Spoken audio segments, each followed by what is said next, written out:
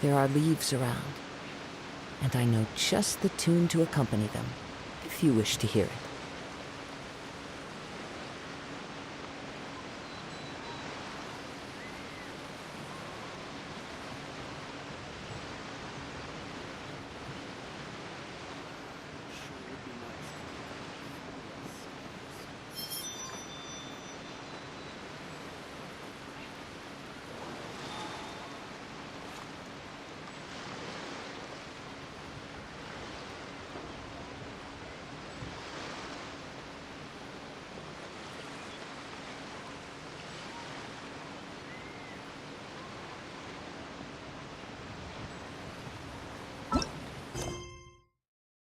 This...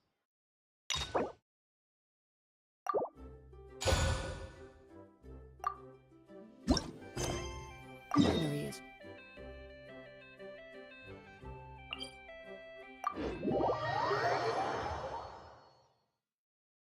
We've been to so many places lately. What do you say we take a day off from adventuring and just find somewhere nice to relax? Let Paimon think. Where are some nice places we could go? Oh, why don't we pay Cloud Retainer a visit at Mount Outsong? It's been a while since we last saw that illuminated bird. She's always the one popping up out of nowhere and scaring us half to death. So let's surprise her this time.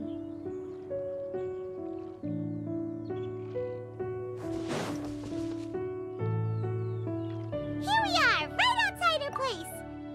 Do you still remember the first time we came here? We even brought offerings and everything. And when we told her that Rex Lapis had been assassinated, she immediately threatened to squash Liyue Harbor. Paimon thought she'd be impossible to get along with. But now that we've spent some more time together, she's really not like that at all. We probably don't need to bring any offerings now that we've gotten to know her pretty well, right? Still, Paimon's got some snacks around here somewhere, so if she really wants something, we can just use that. Huh?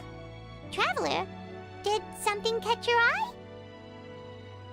Whoa, what a pretty lady! Is she also here to visit Cloud Retainer? Yeah, you're right. All it takes is one look and you can tell she's someone special. As expected of that bird lady, really. She must have a whole bunch of Adepti friends from all over the country. Okay, but if we're both friends of Cloud Retainer, then we're basically friends by association, right? Want to go up to her and say hello? Helping you make more connections is a part of Paimon's job as your reliable guide. Paimon's got this.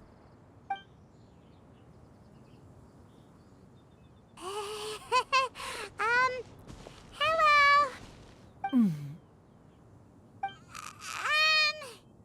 Paimon is Paimon! And this is the Traveler.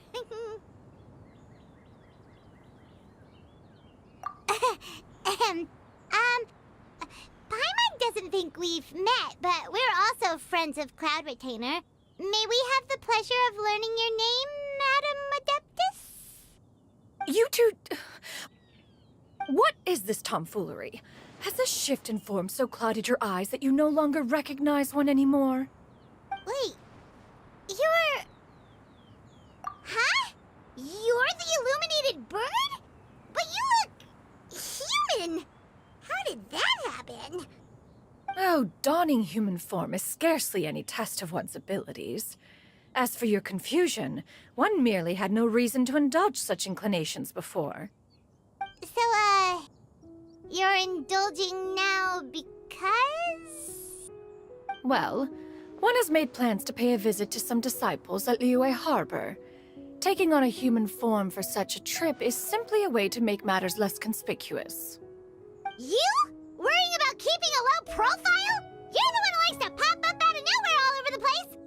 In fact, Paimon can think of several examples, like that time when you suddenly appeared on top of a roof without any warning, or...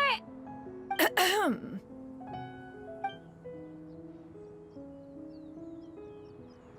Hey, didn't we agree not to bring that up unless she asked? Oh? So you have taken care to follow the proper rules of etiquette after all. Most commendable.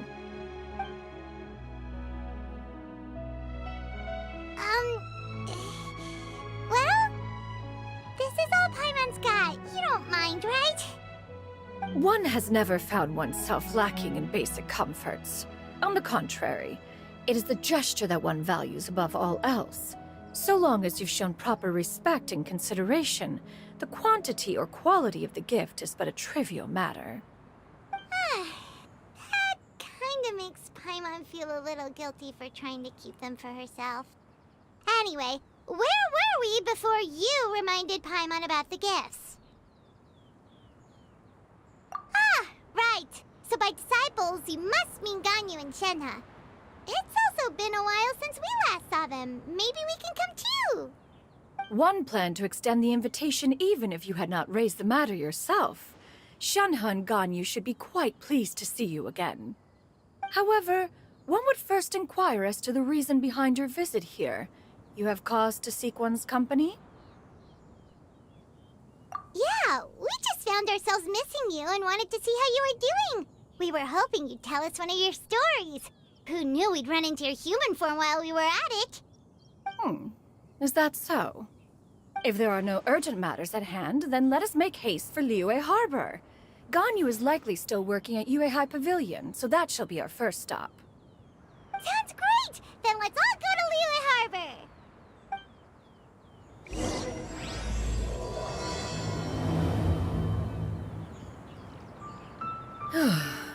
Ganyu has been quite busy with work as of late. One can count on one talon the number of times she returns to Mount Outsong each year. Shenhe has also secured employment recently. In her correspondence with me, she wrote that she shall have no need to return for the foreseeable future. Do they think one was so easily mollified? One shall investigate everything with one's own eyes and decide for oneself if their living conditions are satisfactory.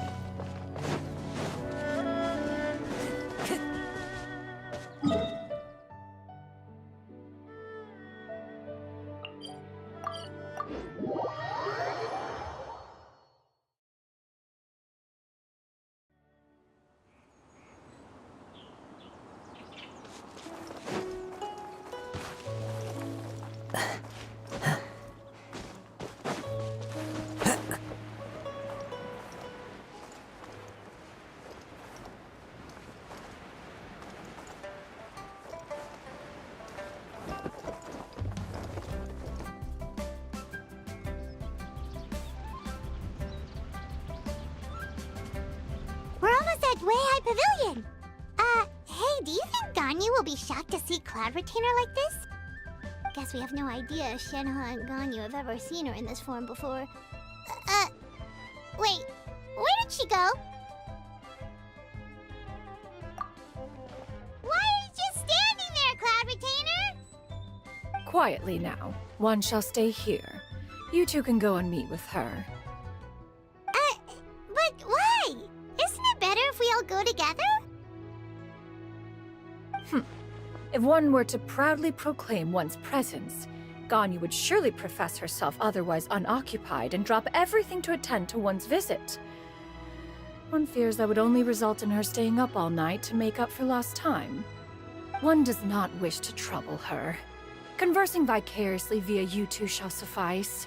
Do remember to inquire as to her recent well-being. Again, do not mention one's presence here. Fair enough. Makes sense. Alright then, we'll just pass on your regards and... Cloud Retainer? Oh, busted. Is that lady someone you know, Ms. Ganyu? She is indeed. I'm sorry, Huixin, but could we delay the upcoming meeting for a little bit? I believe my schedule today is quite full. Although, perhaps I could move some work to later in the evening. Oh, not to worry, Miss Ganyu. I'll make the necessary arrangements right away. Thank you, Huixin.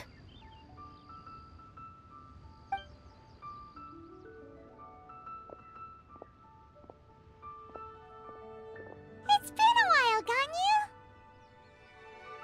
Greetings. What brings you here today? And Cloud Retainer, too.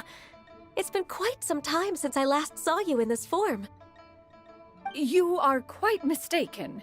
One is not acquainted with this cloud retainer of whom you speak. One is simply a mere mortal passerby. Huh? Seems she's not buying it.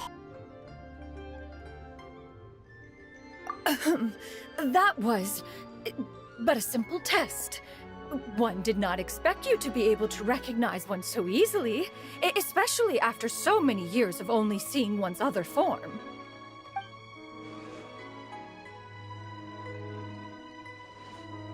But recognizing you is, my responsibility as your disciple. An apt observation. One was simply passing by while attending to some important business. One thought it would only be fitting to pay you a visit while in the area. Wait, Paimon wasn't aware of any important... Cloud Retainer's right! We've still got something super important to do, so we can't stay here for too long today. Oh, is that so? But it's been so long since we last saw each other. One simply desired to see you and had no intention of interrupting your work. A quick conversation should suffice for today. A more involved reunion should wait until you find yourself less occupied. I understand. That should be fine. While one acknowledges the amount of work that you have to deal with every day, one must also remind you to rest. Though Adepti blood flows through your veins, excessive exhaustion will still cause grave harm to your body. It still makes one nostalgic to see you as you are now, respected and independent. When you were young, you oft begged one to cuddle you to sleep when you suffered from nightmares. Cloud Retainer! Stop! If you insist.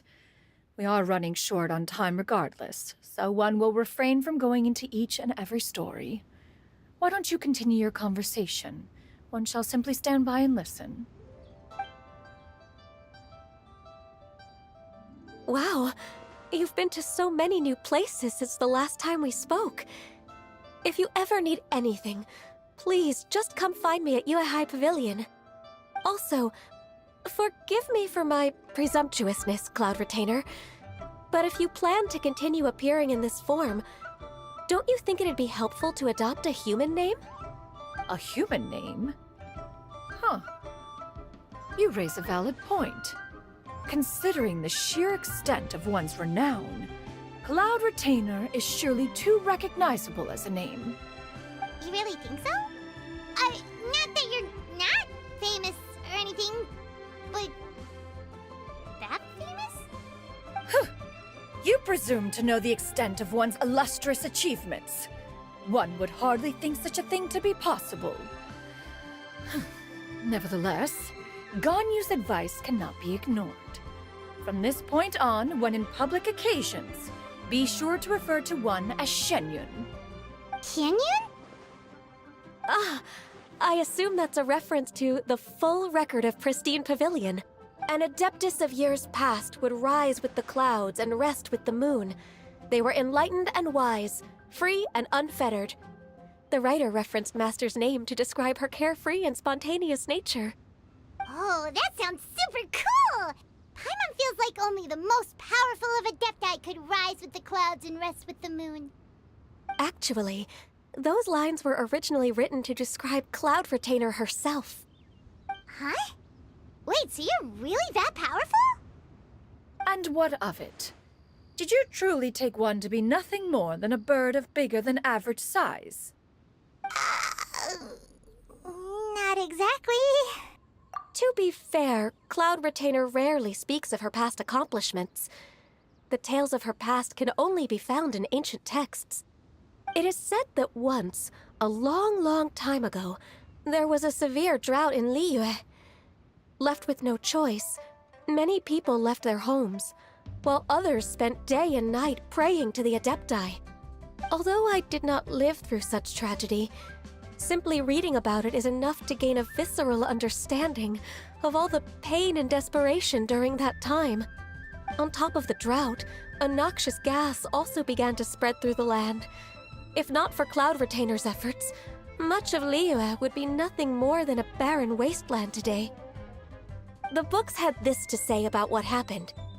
Upon arrival, the Adeptus borrowed the wind to retain the clouds. Immediately, the clouds gathered together, and abundant rain burst forth from the heavens. Drought and plague were both driven away, and the people were saved. Wow, that's incredible! Mortal records add embellishments to dramatize past events. One did merely what one ought, and even if one had not interceded, the other Adepti would surely have stepped in to help. Even so, you stopped an entire drought! Can you really control the weather like the book said? Oh, Paimon suddenly has a lot more respect for you. So it was Paimon's bad for calling you Illuminated Bird before. You're not too mad, are you? How laughable. A name is but a simple label we carry with us on our journey through the world. Why would one be offended by such a trivial matter? That's a relief. In that case, Paimon will continue to call you whatever feels right in the moment. Well, that is quite enough ancient history for now. Ganyu, have you had word from Shenhe? One has heard that she procured a job recently.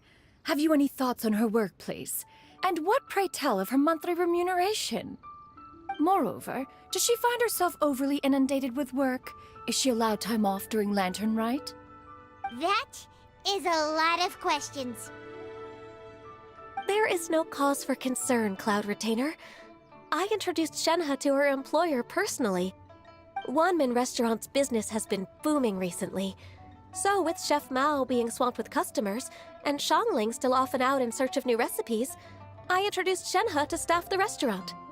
I see. Most excellent indeed. One has had the pleasure of being introduced to that family. Xiangling is kind and astute, while her father is loyal and reliable. One has no cause to believe that they will make Shenhe's work difficult. Now, it is almost time to partake in the victuals of noon. One shall visit Wanmin Restaurant in person and see how Shenhe is doing. Huh? But didn't you just say that you had something important to do? Can that wait until after we've eaten? You may return to your work, Ganyu. One shall see to this matter on one's own. There will be many an occasion to dine together in the future. One is certain the opportunity shall present itself most readily. Of course, Cloud Retainer. Please take care. Traveler, Paimon, I'll see you some other time. See you around, Ganyu! Phew!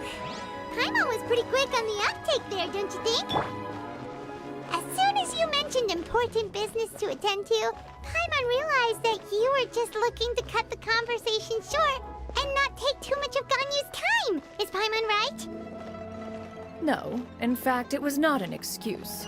One is indeed visiting Liyue Harbor for an important purpose. Wait, for real?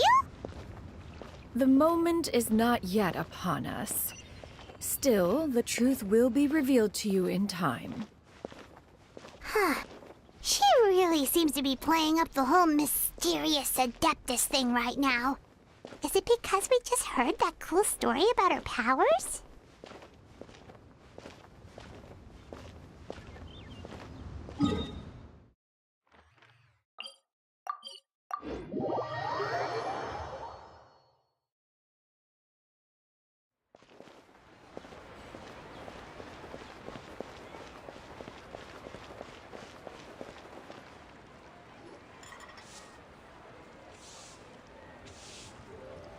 You get what I'm saying, right? Yeah, how can I not? Not even fine food is enough to distract from the presence of a fine lady, eh? Oh, I'm far more interested in getting her details than ordering any dishes. Hey, how about you ask her? You do it. No. I think you should. Wait, she's coming. What can I get for you today? Greetings, miss. I was just wondering if you'd be willing to... What would you like to order? 2 servings of Mora meat to go. Good chat. Bye.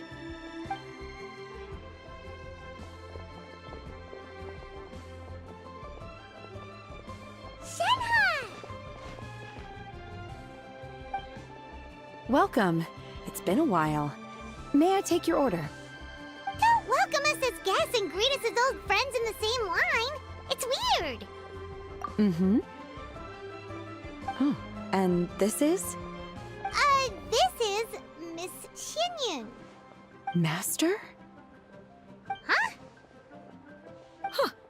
One does not recall ever revealing this form to you before. How were you able to ascertain one's true identity with such ease? I've trained and lived with Master for more than 10 years. I would recognize you no matter what form you take. You... Is something the matter, Master? Hardly. Hardly. One simply learned of your employment from your letter and came to check on your well-being. And check out the great food, too. Indeed. It's almost lunchtime. My apologies. I'm still on the clock and can't talk for very long. Well, if it isn't the Traveler in Paimon, are you here for Shenhe? The lunch rush isn't in yet, Shenhe. So I've got things covered for now. Go ahead, sit down and enjoy some time with your friends. I'll let you know if things pick up. Thank you, Chef Mao. Woohoo!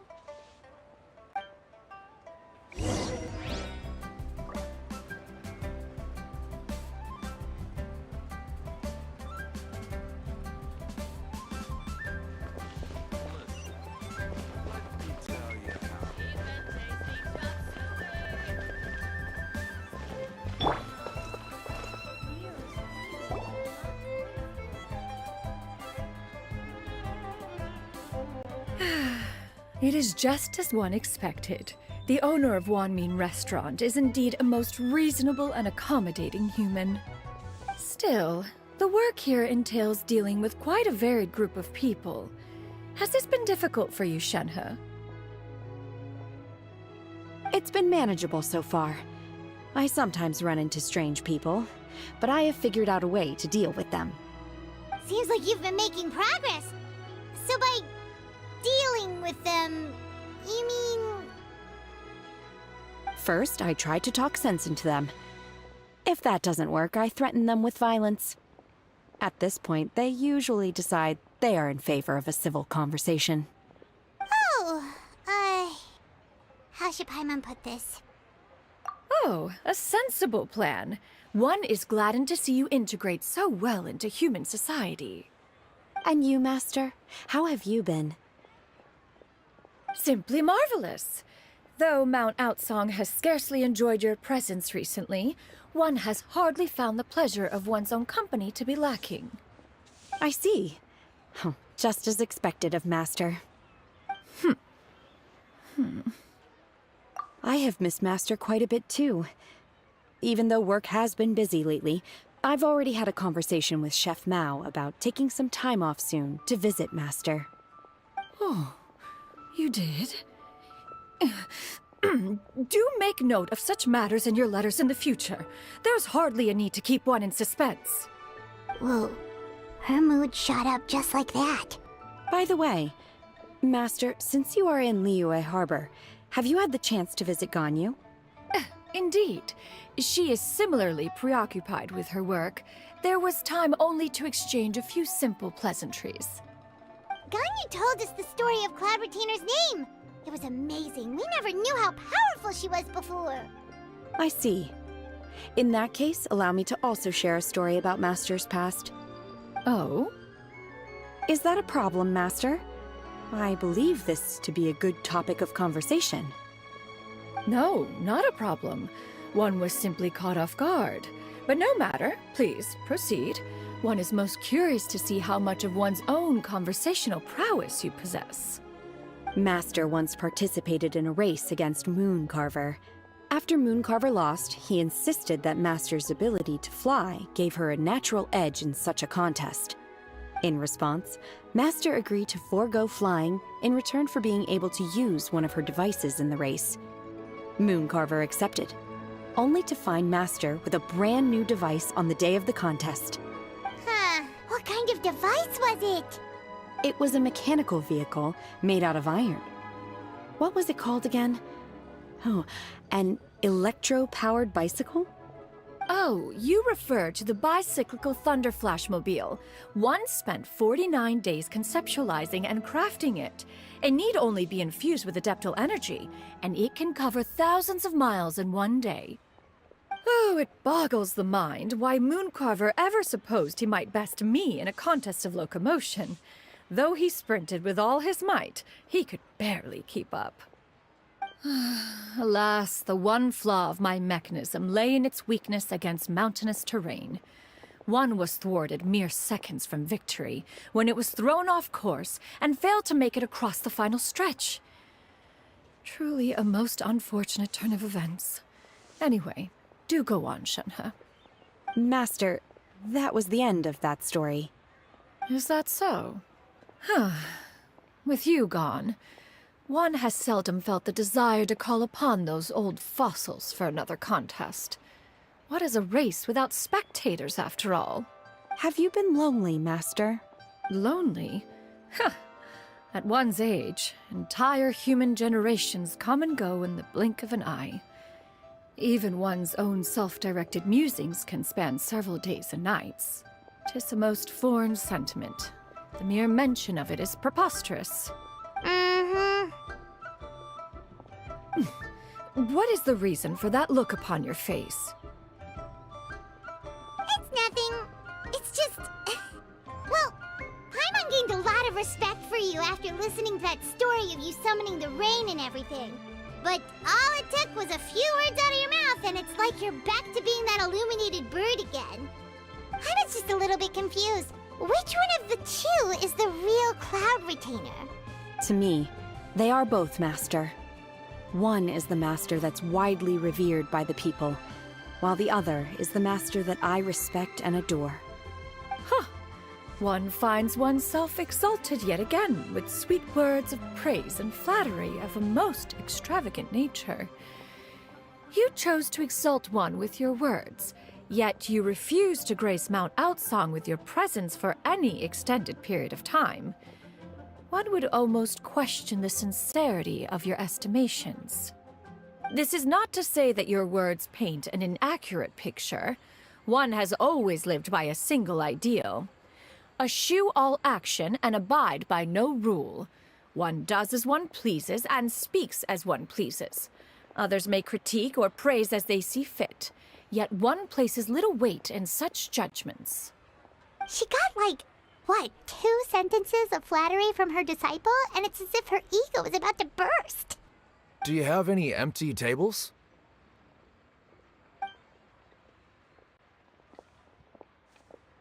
Hey there, could we get another fish stew? I'm hearing more guests come in. I should get back to work. All right, good luck with the lunchtime rush, Shenhe. I'll try my best. So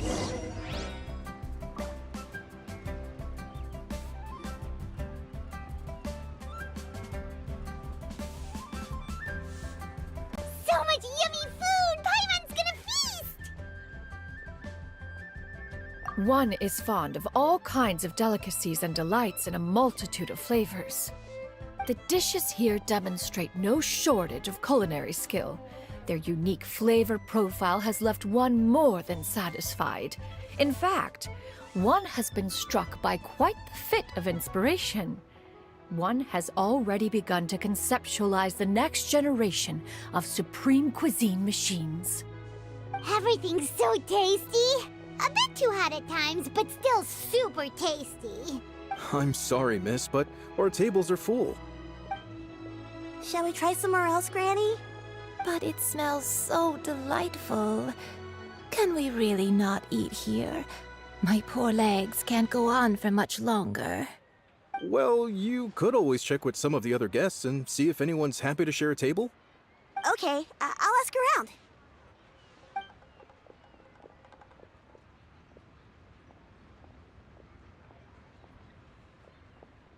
Excuse me. Would you mind letting us share a table with you? There are no empty tables left, so... Ah, well, Paimon doesn't wouldn't mind. What about you guys? Great! Thanks so much. My name is Xianyun, and this is my granny, Yuendai. Granny? Yep. Is there something wrong with that?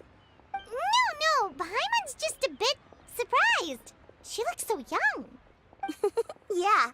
A lot of people compliment Granny on her youthful looks, but she's actually much older than she appears.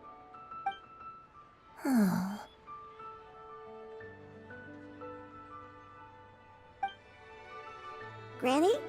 Why don't you take a seat? Come on, it's not polite to stare. Oh, have we met before? No. 'Tis a fated meeting, then. Please, take a seat. What would you like to eat, Granny? I can order for you. I want braised earthworms. They always pop up out of the ground after a rainstorm. No, not this again. Granny, there's no braised earthworms on the menu. Braised earthworms? Well, that sounds weird. Do people actually eat that? Right, that's what Paimon was thinking too. Need any help? Help? Oh, do you mean with Granny? Thanks, that's nice of you to offer. Granny has pretty bad dementia, so her memory's getting worse all the time. She's always saying things that sound kinda confusing. Actually, her memory's been bad ever since I was little. But it's gotten so bad lately that I even have to remind her who I am every morning. They died young. It's just me and Granny now. Oh, But it's okay. Don't feel bad. Granny loves me a lot, and I love her a lot too. Sure, it's hard at times, but you just gotta make the best of the life you've got. wow. You're really tough for your age, kid. You're too kind. And me? Oh, what about me? You're tough too, Granny. Plus, you're really gentle, and you're always there for me. Yes, and it's hardly as if I forget everything. I still remember the important things. Wait, what was that really important thing again? Ah, I remember now. It was a dream. I had a dream where everything was dark. Someone was standing in front of me. She told me to come and find her, and that once I'd found her, I would be free. Huh? That sounds super important. But how come you've never told me about it before? It was just a dream, so I forgot about it. But I'm in a good mood now, and somehow I remembered it again. You know, I believe I've had this dream a great many times. But just how many times have I had it? Now that I do not remember. Wait, so you have a reoccurring dream where someone's talking to you? That sounds spooky. Oh, does that mean you're possessed? Unlikely. Her eyes are clear, and her breathing remains calm and level. One sees no signs of possession. Are you sure? Who do you take me for? Is one not an adept? Am I not an expert? Huh, you're right. Paimon almost forgot you're the expert. In that case, do you still remember what the person in your dreams looked like, Granny? Not anymore. Although, I have a sense that she looked rather like me. But not as I am now. My younger self. A younger version of Granny? This is just getting weirder and weirder. What is going on here? As one said, fate must have brought us together. You may leave the situation to me. Are you sure? So, what are your names? Paimon's Paimon. Just Xianyun is fine. Thank you all so much for offering to help. But first, I'm sorry for asking, but, how do do you want us to pay you back? Oh, we don't need any payment for this. Thank you so much. You're welcome. But Miss Xianyun, what exactly can we do to help out this granny? All we have to go off is that dream. Where do we start? That is elementary. Since her dreams portray her younger self, then we shall retrace the steps of her youth. Once we have revisited those places, her memories will likely return. Sounds like a plan. So, Granny, do you remember which places you went to when you were young? Why, of course I do. The heavens above, the earth below, the wispy clouds, and the emerald mountain streams. Okay, taking that as a no. I might have an idea. Once, when I was really little, my dad told me that Granny used to be a martial artist heroine who saved loads of people from a disaster. If it's true, then maybe they wrote about it in the history books or something. A martial arts heroine? Oh, Shincho knows tons about Liyue's chivalric traditions. If anyone knows about the heroes of the past, it's him. Let's go find him at the Xianyun Commerce Guild. Are you leaving already? But I'm still hungry. I'll go order some food, Granny. If there's nothing on the menu you especially want, I'll just get a few different things. It seems we must part ways for now. The Traveler and Paimon are bound for the Xianyun Commerce Guild, while Yuendai and Shuyu shall remain here and partake of their lunch. As for myself, I have matters to discuss with Streetward Rambler. Streetward Rambler? Oh, you mean Madam Ping! Precisely. Let us meet at Yujing Terrace once you are ready. Always wanted to try this Everyone, place. The food is to your heart's unbelievable. content. Today is my treat.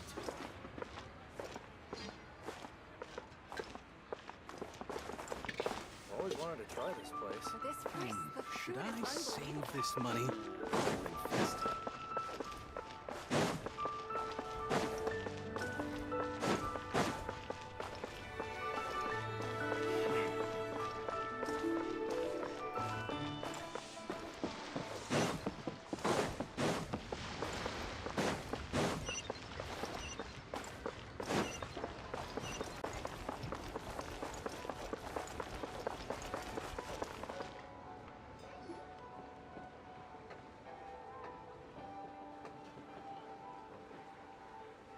Huh. It's you two. What brings you here? Shincho! Great, we found you! We wanted to ask you about something.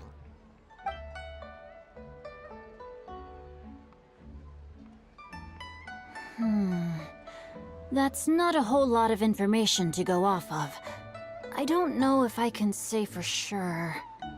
I can't pinpoint her identity from your description alone.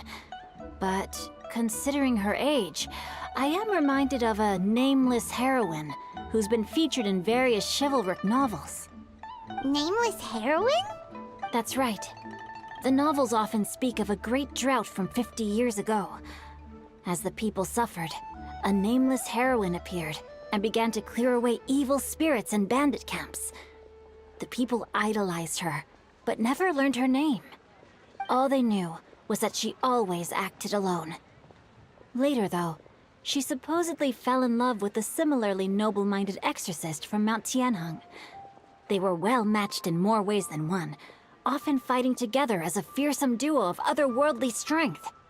After the drought ended, the heroine and the exorcist left the public eye and began living a reclusive life in the mountains. All that remained were tales of her incredible accomplishments. The way this nameless heroine faded from fame into obscurity later in life is not too dissimilar from Miss Yuendai. I hope that's somewhat helpful. Thanks a lot, Shincho. We knew it'd be worth talking to you. It's nothing at all. Just something I came across while reading. I did do a bit of extra research on her story, but it was just out of personal curiosity. Well, Paimon still thinks that's super cool. Oh, wait, Shincho, if you've read up on her, do you know of any places often associated with her? Let me think. In the novels, the nameless heroine always appeared near one of 3 places: Wangshu Inn, the area just north of Jueyun Karst, and Qingyun Peak. Perhaps the real-life heroine who inspired the character was also often seen near those 3 places. That would explain why those locations appear in the various novels written about her. You're welcome.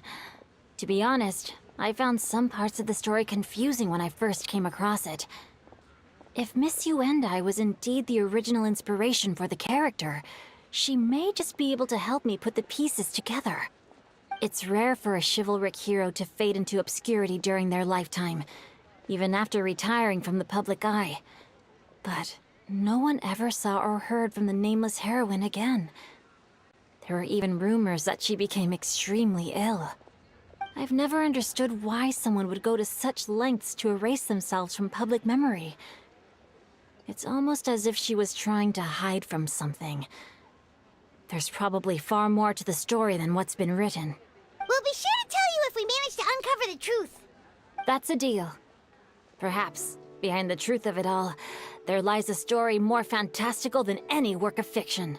Paimon feels like we just learned so much from Xingqiu. A drought, a nameless heroine, a life of seclusion.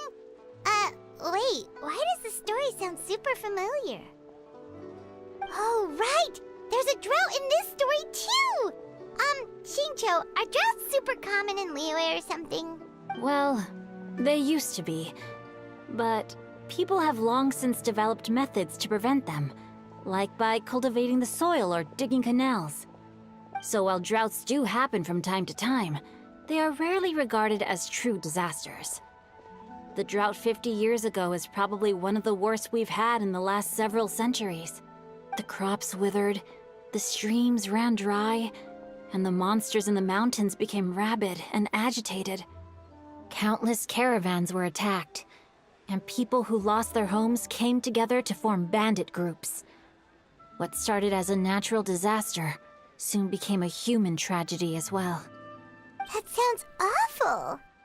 Yeah, and that's exactly why the nameless heroine was so beloved. She must have been someone of true integrity, to do so much for the people while asking nothing in return. Still, as terrible as that drought was, it was nothing compared to the truly calamitous disasters that befell this land in ancient times. They say that back in those days, disasters were both more severe and more common. Only the strongest of Adepti could hope to dispel the ruin and devastation. Do you have any other questions? We're good for now. We're just going to head back and meet up with Miss Xianyun and the others again. Paimon hopes that Granny Yuendai will be able to remember more of her past. She used to be a great hero who saved many people. So sad that she can't recall any of it. Anyway, we'll be off now. See you some other time, Xingqiu. Thank you so much for your help. It's no problem at all. Safe travels.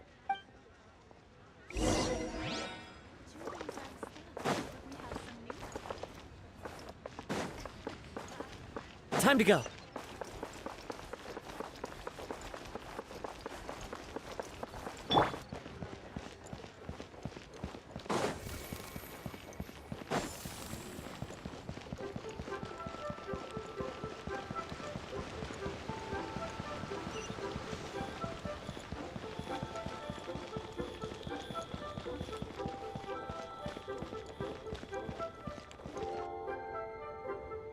I have recorded the tune that you requested. I hope it will be of help to you. Oh, thank you. Straight word, Ping. What has amused you so? Oh, it's no serious matter. I was just reminiscing about the last time I saw you in this form. Time has wrought such change in this world, and yet you appear just the same as ever. Time has little bearing on one's existence, nor has one keenly felt its effects whilst dwelling at Mount Outsong. Nevertheless, Ping, one would like to seek your counsel on a personal matter. Oh, why so formal all of a sudden? I must say, you're making me a little nervous. What is it? Well, the inquiry is as such.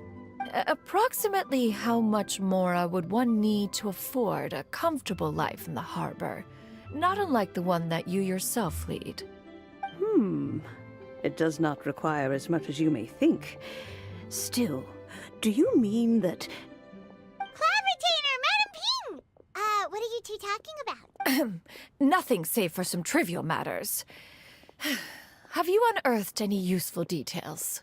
Shinto has a theory, but let's save it for when Chuyu and Miss Yundai have joined up with us again.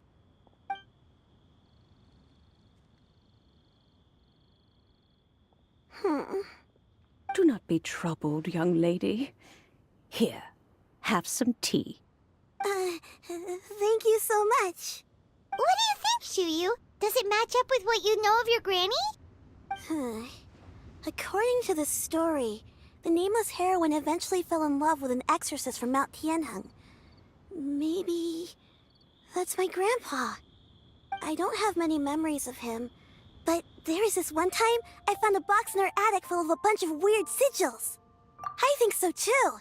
Granny might remember something once she's returned to a familiar place. What marvelous tea. I can taste the dew's sweetness in this cup.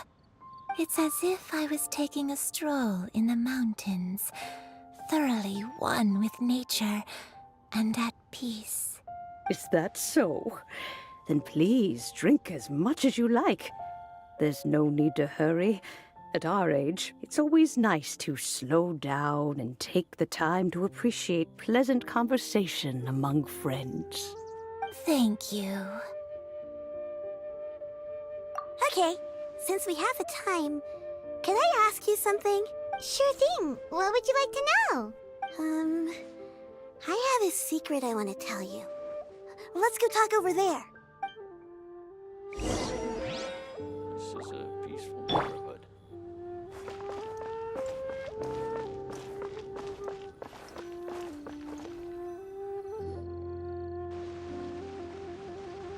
What's wrong, Chuyu? Well, I've been kind of meaning to ask ever since we started talking in the restaurant, but are you guys all adepti in disguise? Oh! About that. Well, you guys just seem super special. Plus, I think I might have heard Miss Xianyun call herself an adeptus. Oh, must have been a slip of the tongue. Xianyun, since you were the one who, misspoke, maybe you can explain to Chuyu here what you really meant by that. One is indeed an adeptus. Is that of some concern to you? Huh? I knew it. Well, one time when I was a little kid, I saw a pure white illuminated crane. I had this super high fever, and Granny wasn't around. I was feeling all icky and gross. But then this snowy white crane flew down from the sky. She put me on her back and flew me to her cool Adeptus house and fed me some sort of magic potion. When I woke up, I was already back in my bed and my fever was gone. I really wanted to thank her, but I was too sleepy to stay awake, so I never got the chance. So, I just kind of wanted to ask if maybe any of you have ever met an Adeptus like that? A pure white illuminated crane? The only two we've ever met are blue and white and black and brown. Have you ever met one that's pure white, Clavitainer? Never has one met an adeptus with such features. One surmises such a description is but a hyperbolic embellishment that oft results from narrative accounts. That's weird. Was it really just a dream then? Well, even if it was just in my head, it doesn't matter that much anyway. All I really want is to help Granny recover her memories. I'm really grateful for all your help. Leave it to us! Now that we know the 3 locations, we just need to visit them one by one. Let's go to Wangshu Inn first. Okay, I'll go get Granny.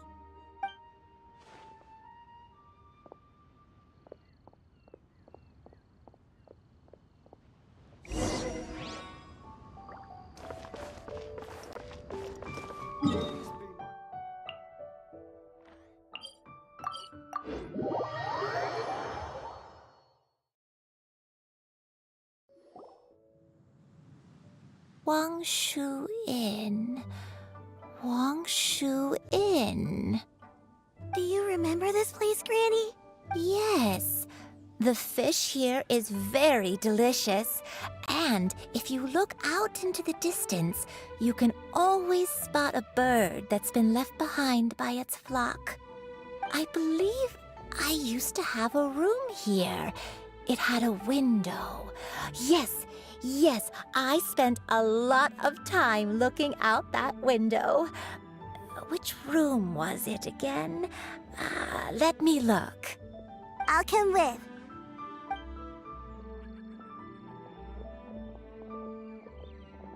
Paimon's still having some trouble understanding what she's talking about, but if she's so familiar with this place, that must mean she lived here, right? Wait, huh? Whoa! Shao! What are you doing here all of a sudden? You scared the living daylights out of Paimon! I sensed a non-human presence and decided to come take a look. If you're here, then there's likely no trouble afoot. I suppose there's no cause for concern. It's been a while, Cloud Retainer. I see you have returned to your previous form. I have indeed. I fought alongside her in this form on many occasions during the Archon War. Oh, wow! What was she like during the war? Oh, wait, let Paimon take a guess. Was it anything like this? Behold, the glory of one's newest invention, the Bang Bang Continuous Fire Mechanism. Hands up and surrender, or be prepared to face the full might of the Adepti. An impressive imitation. Paimon knows her all too well. Even so, Cloud Retainer was not always as ostentatious as you describe. You may be unaware, but her talent with Adepti sigils is just as formidable as her skill in mechanics. The Archon War reached its peak after Guizhong's death. The Cloud Retainer who fought beside me in those devastating battles was taciturn and solemn, only speaking when she had to activate her sigils. A Cloud Retainer who barely talks? Paimon can't picture it. But what happened after that? If you were so powerful in your human form, why did you decide to take up your bird form again? Once one had bid farewell to the world of mortals, what use would one still have for such a shape? When dwelling between mountain and forest, away from the struggles and troubles of the mortal world, a mortal form is hardly the most fitting of choices. After the war, Cloud Retainer retired to Mount Outsong, only revealing herself to the occasional visitor, and always in her avian form. Although I do believe there was an occasion some 30-odd years ago when she decided to don her human form. I believe it was for the purpose of... One believes there is little need to relive bygone matters. Granny, are you okay?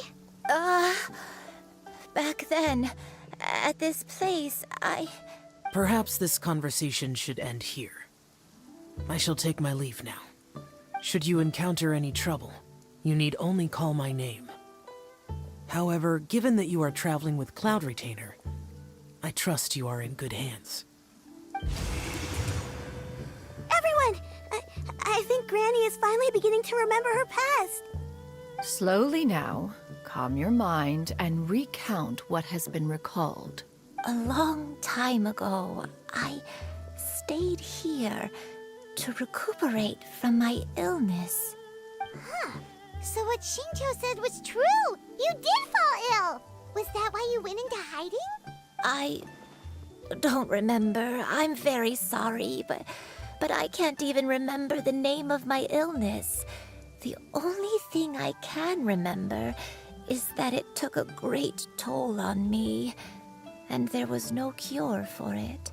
I was confined to my room in Wangshu Inn, where I spent many days unconscious. I'd come to every once in a while and stare at the migrating birds outside the window. It was a solemn sight. I remember crying, but I'm not even sure I knew why. One day, I met a traveling merchant. Upon hearing of my illness, he sold me a bottle of soul-revitalizing tea pills. He told me that the pills were concocted using Adepti blood and could be used to alleviate my symptoms. Sure enough, I made a full recovery. My illness remained dormant for several decades after that. Wait, but if your illness remained dormant for several decades, are you saying that what you're going through now is just a relapse of what happened all those years ago?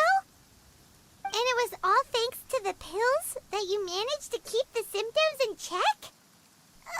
Paimon's brain kinda hurts. Do you remember anything else? I'm sorry, I don't. Oh, if only I wasn't so useless. Hey, you're not useless. You've done so much for me.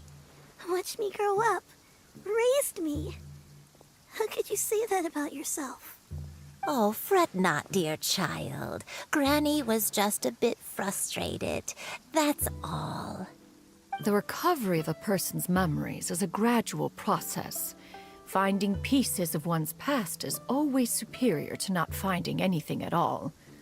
Let us make haste to the next location. Next location. Oh, why don't we go to the area north of Dwayunkars next? There isn't really a landmark there, so where should we start? Oh, Paimon's got it. Let's check out the houses in the area first. After all, if she was there for any length of time, then she would have stayed somewhere, right? Oh, Paimon's really got her thinking cap on today. At this rate, we'll recover all of Granny Wendai's memories in no time.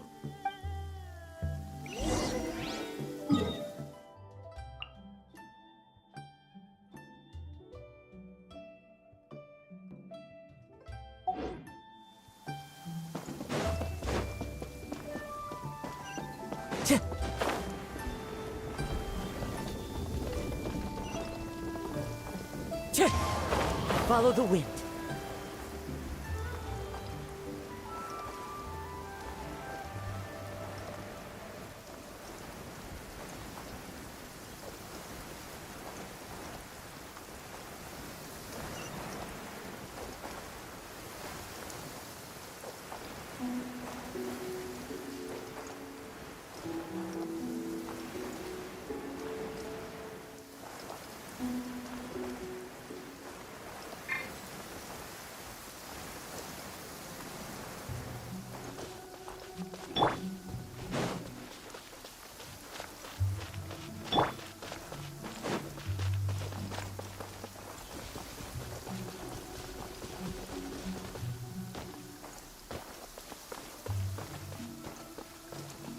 Whoa, why are there so many treasure hoarders here? Guess it's time to round up some bad guys. There is no escape! Allow me.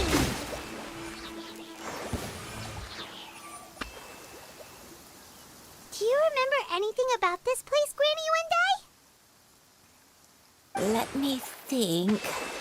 I feel like I've been here before, but I don't think I stayed here too long.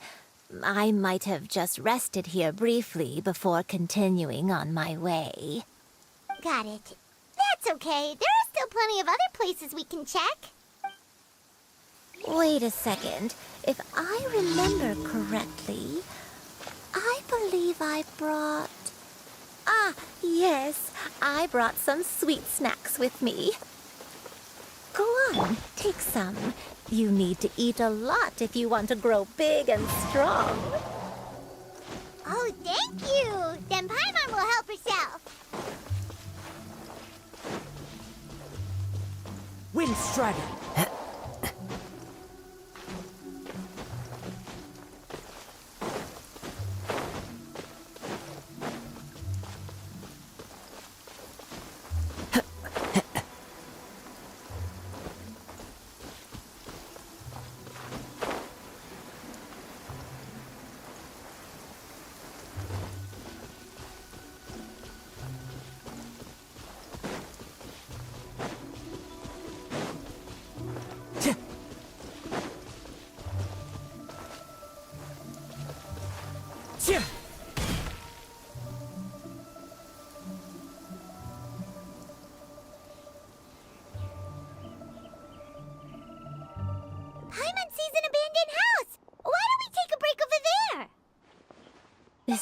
place.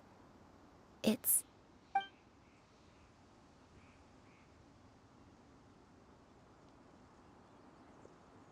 Did you remember something, Granny? I remember. Xianyun. This is where your father was born. It was a moonless night. I had been injured, so your grandpa was supporting me. We fled together with some being in the fog behind us in hot pursuit. I had exhausted my strength when the labor pains came on, so we took refuge in this house. Your grandpa set up a barrier outside, but neither of us knew if it could hold the monsters back. I remember that night. I remember falling to my knees, reciting a prayer over and over. I alone am the source of this sin. Punish me as you wish for forsaking my oath, but spare my innocent child. Sin? Oath? Did you do something wrong? I don't know. I don't remember. I only remember praying in the darkness with all my strength until the sun finally rose again and the fog cleared out. Eventually, the house was filled with the sound of my baby's first cries. That baby was your father. I remember I clutched him tight to my chest and wept tears of joy. It was the first time I'd ever felt such happiness in my life. My dad? He was my pride and joy, and so are you, Xianyun. You're so much like him, and I love you both so much. But you're always going to be different from me. Why? Just what did I do? I don't care what you might have done, Granny. You'll always be the person I love more than anything. You're too sweet, Xianyun. I'm lucky to have you with me. If not for you, I would not have had the courage to come here, to try to remember what I had forgotten. All right, let's not stand around any longer. There's one place left, yes? Let's go take a look. If one recalls correctly, the next place should be Xianyun Peak. Yuandai, how fares your health? I may be a bit slow, but I'll do my best to keep up. I'm sorry to keep everyone waiting. Climb on. Oh, such lightness of weight. All those who grow old grow frail in the end, do they not? First, you lose your memory, then your health. Eventually, you end up losing everything. My only wish is to depart this world with a lucid mind, to free myself of this torment and the burden it places upon others. Fret not, you have my aid in this endeavor.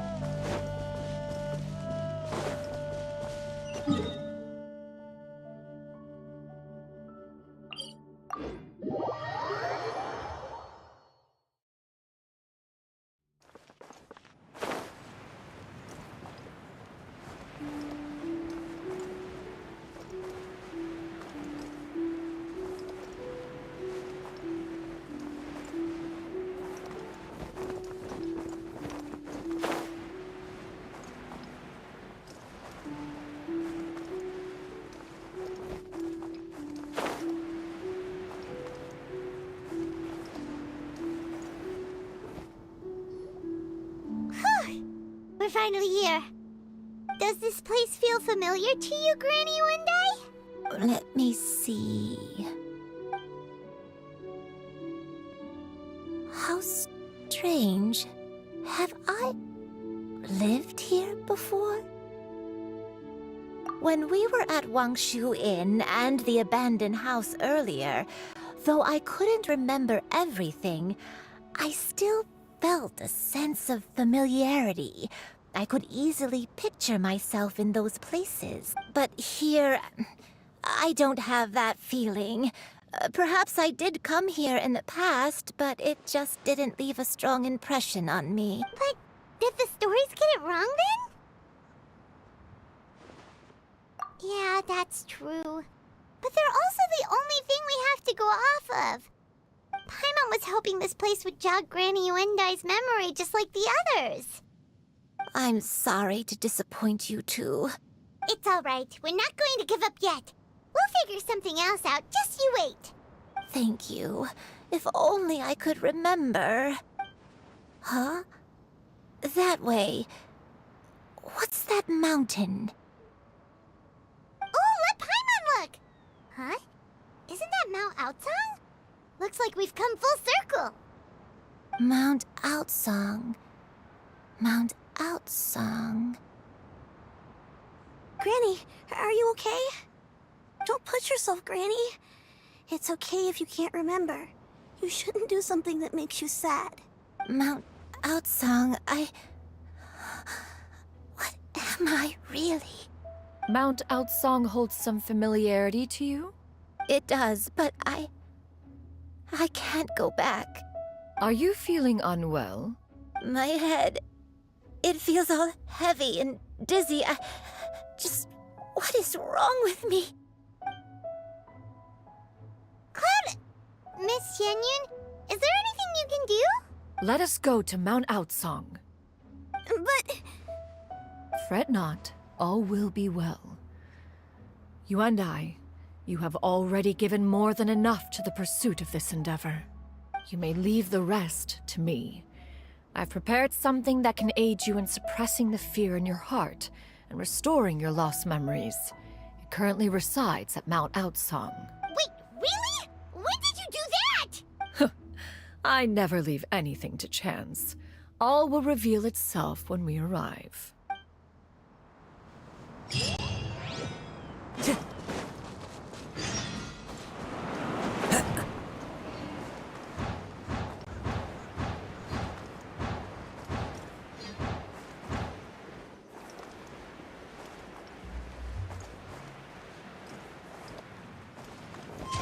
Well...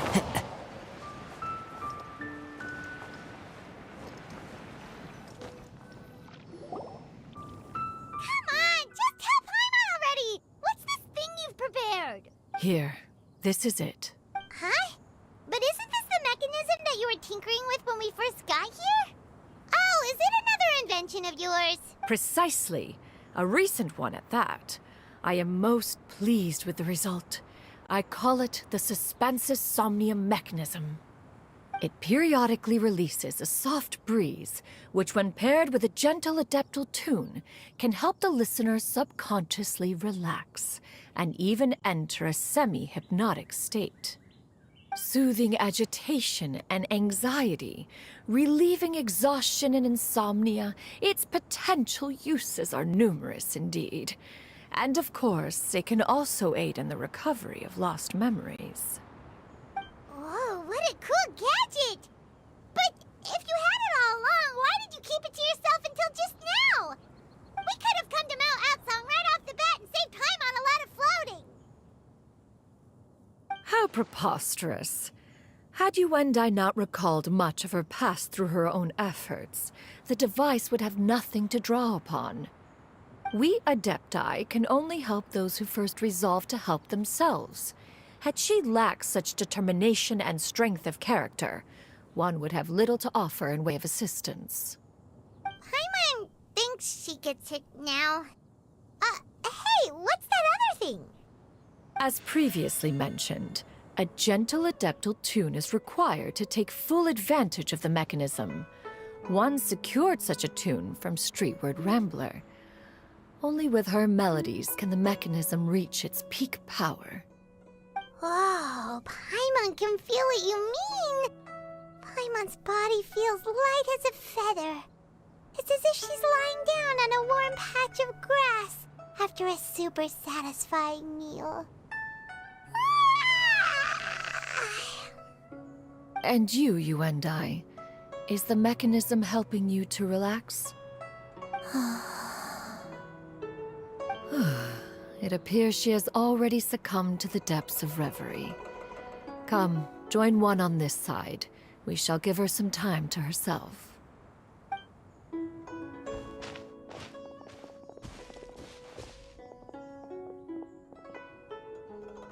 The drought is over. But why do you look like you want to cry? The potion. It's nearly run its course. I've never regretted meeting you. Not even for a second. Please. Please, no.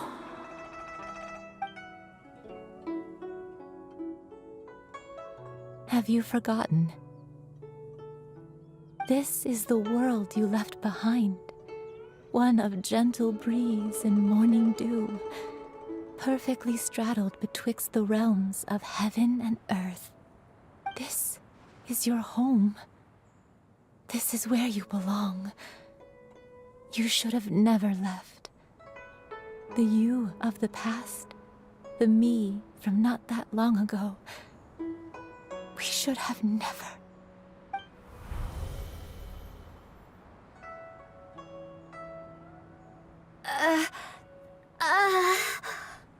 So that is the truth. No wonder this place is so familiar. Granny! Granny, are you okay? Cloud Retainer. Your memories have returned. Wait, did you just call her by her full name? Does that mean you already knew each other? Yes.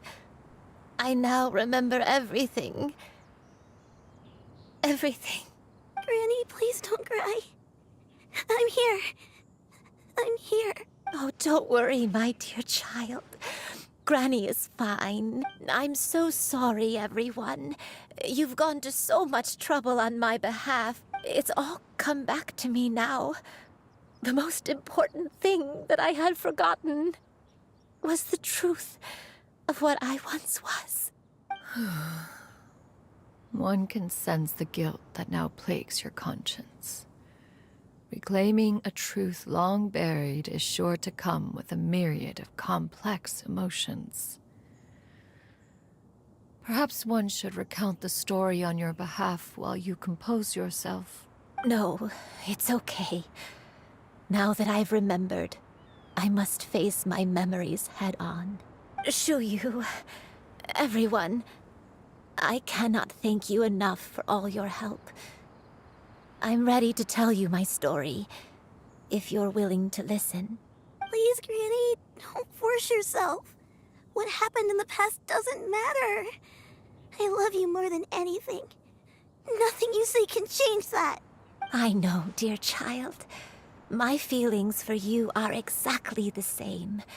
It is for this reason that you deserve to know the truth. Some time ago, I made a terrible mistake.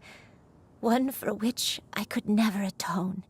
Is this the sin that you mentioned in Xianyun Karst? What happened? I am, in truth, not a human being. My real form, one that I held for centuries, was that of a wild crane. I spent many, many years living on Mount Outsong, bathing in the soft breeze and drinking the sweet dew of the mountains. At some point, I somehow gained wisdom and sentience. The Lord of the Mountain, Cloud Retainer, became aware of my existence and began to share many stories with me. She even passed on the secret of cultivation to me, though she never took me on as a formal disciple. I always saw her as my master. Whenever she took out her tools to work on mechanisms or new inventions, I would also stand next to her and watch. I even contemplated completing my training and becoming an adeptus in my own right. I followed her teachings, and time gradually passed us by. Until that fateful day 50 years ago. 50 years ago? That's right. Master regaled me with many stories of her past deeds. From them, I learned how she had saved people from a similar crisis in the past. She was the one I looked up to the most. More than anything, I dreamt of becoming an adeptus like her. I wanted to travel the land like she had, relieving suffering wherever I went. But I was still far from being a real adeptus. I possessed no ability to take on human form and fit in with the crowd. Once she learned of my desires, Master prepared a special dose of human mimicry potion for me. She warned me that the potion's effects would only last 10 years, and if I were to fail to return to my original form at the end of that time, I would forever forget my past as a crane and become something neither human, beast, nor adeptus. Oh no. So that was the source of your dementia all along. Was it because of Grandpa? Indeed, I fell in love. Though he was human, he had spent his entire life training on Mount Tianheng.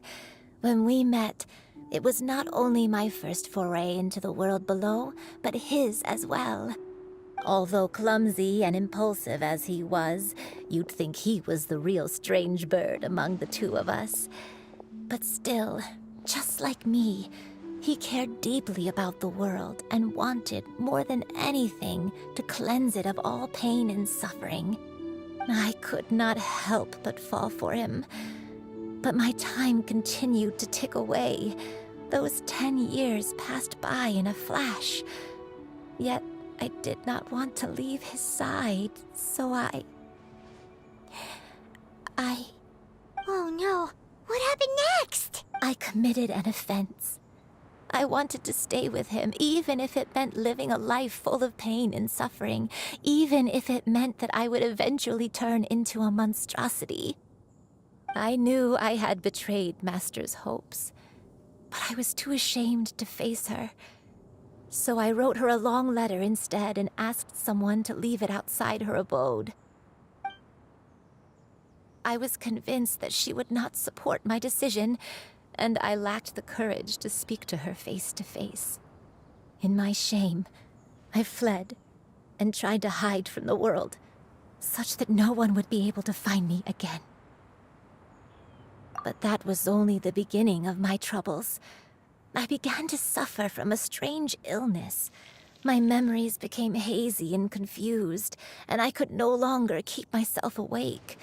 I understood that my pain was caused by my refusal to return to the life I was fated to lead. Along with my memories as a crane, I soon forgot the true cause of my suffering as well. I knew only that I had committed a sin. All I could do was pray for forgiveness, even if I had long forgotten what needed to be forgiven. Looking back, I was beyond lucky to have come across that traveling merchant at Wangshu Inn. It was such a fortunate coincidence that we were there at the same time. If it weren't for those soul-revitalizing tea pills, I probably would have... Granny! What's wrong? Coincidence? Why did I ever think it was a coincidence? Tea pills concocted using the blood of an adeptus? No, it couldn't be. Master, don't tell me. Back then, that merchant was actually... Human custom would dictate the conferral of gifts to be in order when one's progeny is wedded, would it not? Consider the pills a symbol of one's best wishes. So when I tried to conceal my name and mistakes from the world and hide myself away in perpetuity, the only person I managed to deceive was myself. You knew where I was all along. One still remembers when you were but a fledgling. You possessed a certain fondness for a particular game. You would hide yourself among a group of wild cranes and ask one to pick you out from among the flock. One found you with such ease every time. 'Tis a truth most evident. One always recognizes one's own, no matter what form they may take. Wait! Paimon's confused! So, Cloud Retainer, you found Yuendai again? But how? When? And what happened after that? Perhaps it is now time for one to recount the rest of the tale.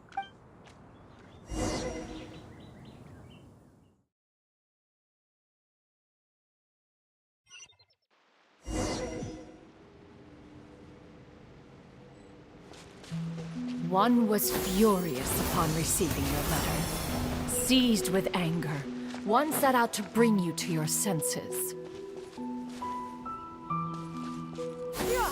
Skyward! Scatter!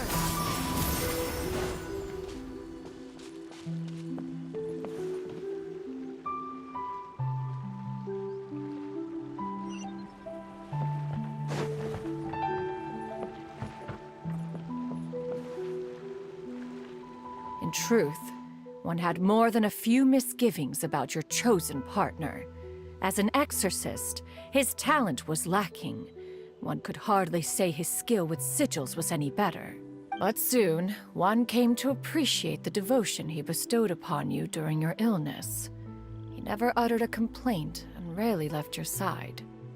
Unwilling to begrudge someone of such character, one decided to overlook his aforementioned deficiencies, glaring though they may have been. Wishing to grant you a life without regrets, one gathered many divine ingredients and used one's own blood to create a form of medicine. Though imperfect, it managed to suppress the more dire effects of your illness. As for how to deliver the medicine, after much contemplation, one eventually decided to perform the deed oneself. One took great care to alter one's features and select the appropriate attire. Only after meticulous scrutiny did one finally set out for Wangshu Inn. As one expected, you were most ignorant of one's true identity. You showed not even the slightest inkling of recognition. One was quite torn. Should one have celebrated the success of one's disguise, or mourn the loss of your acquaintance?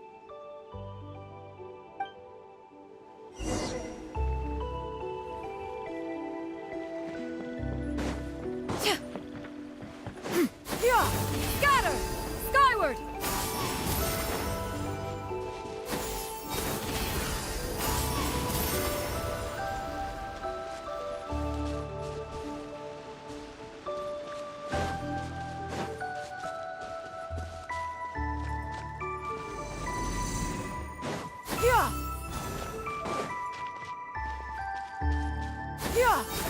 Nevertheless, one would speak to you about another matter, if you are amenable. Even considering your loss of memory, one was simply flabbergasted that you could so easily forget the consequences of consuming medicine infused with adeptal blood.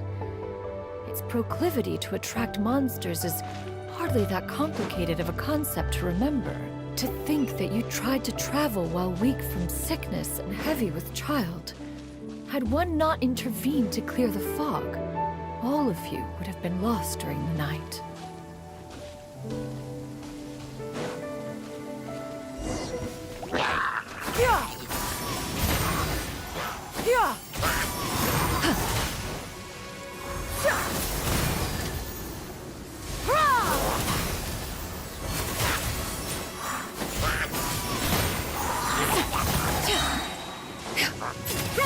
Make way for the Adeptus!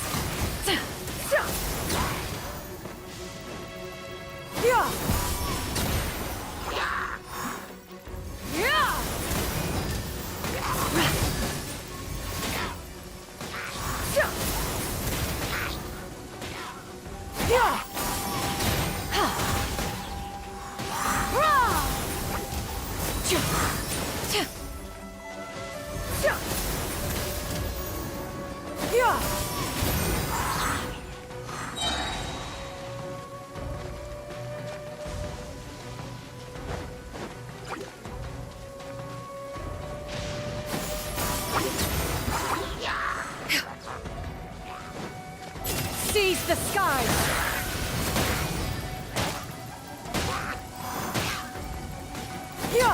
Scatter! Skyward!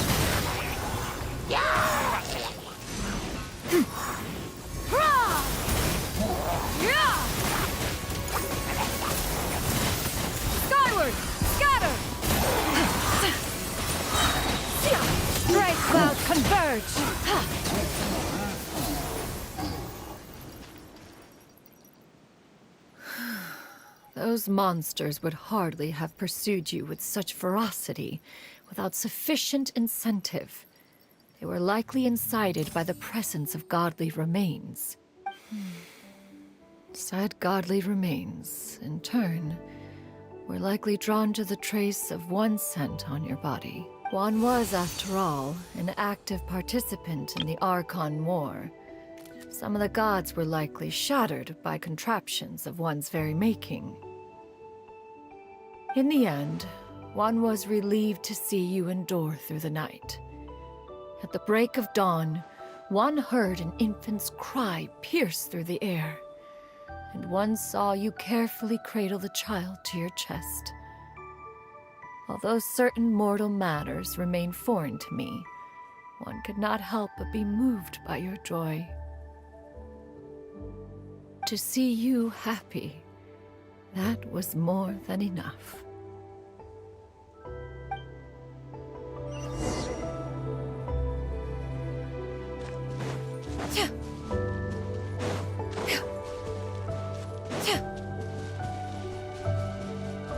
Now you should have a complete understanding of the events. Wait, but if that's true, then the crane who took care of me when I was sick must also be... Ah, one had almost neglected to recount the absurdities of that tale.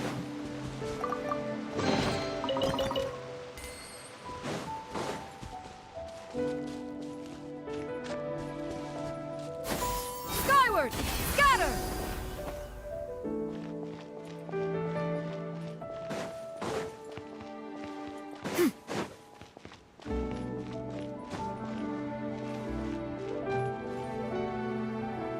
Just as you and I troubled one with her antics, so did you give one many a headache. Upon finding you burning with fever, one made plans to bring you back to one's abode for treatment. However, upon seeing one's form, you began to cry, refusing to get on one's back. When one asked you why, apparently you believed that one could not possibly be a true Adeptus, because all illuminated cranes are white from tip to toe.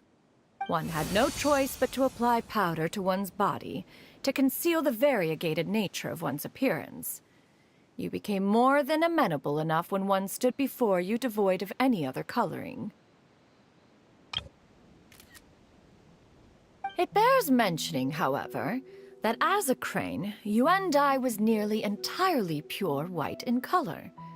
Though you had never encountered her in that form, you still recognized the essence of her being. Perhaps fate brought you two together in more ways than one.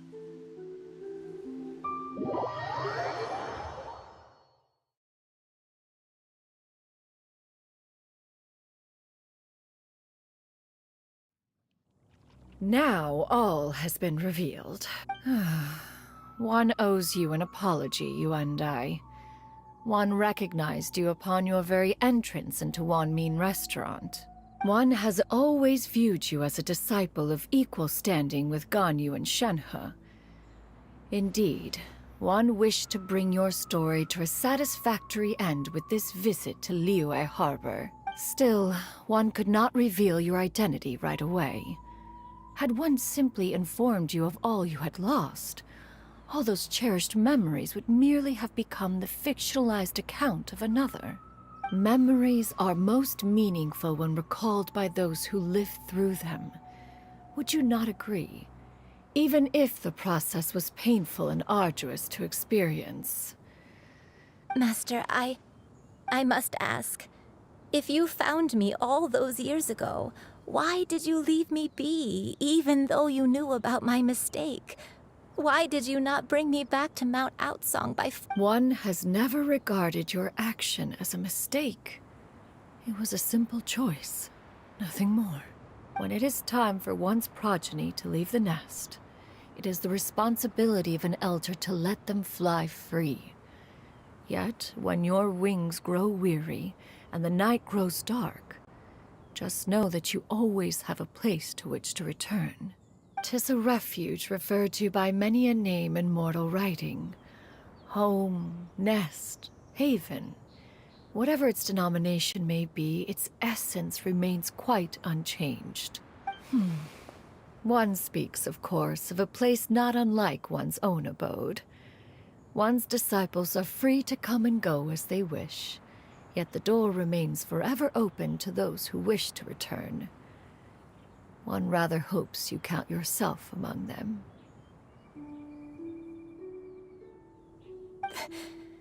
Thank you. Thank you so much. You and I. One expects you too have sensed the rapid deterioration of your condition as of late, have you not? 40 years ago, you chose a path without a future.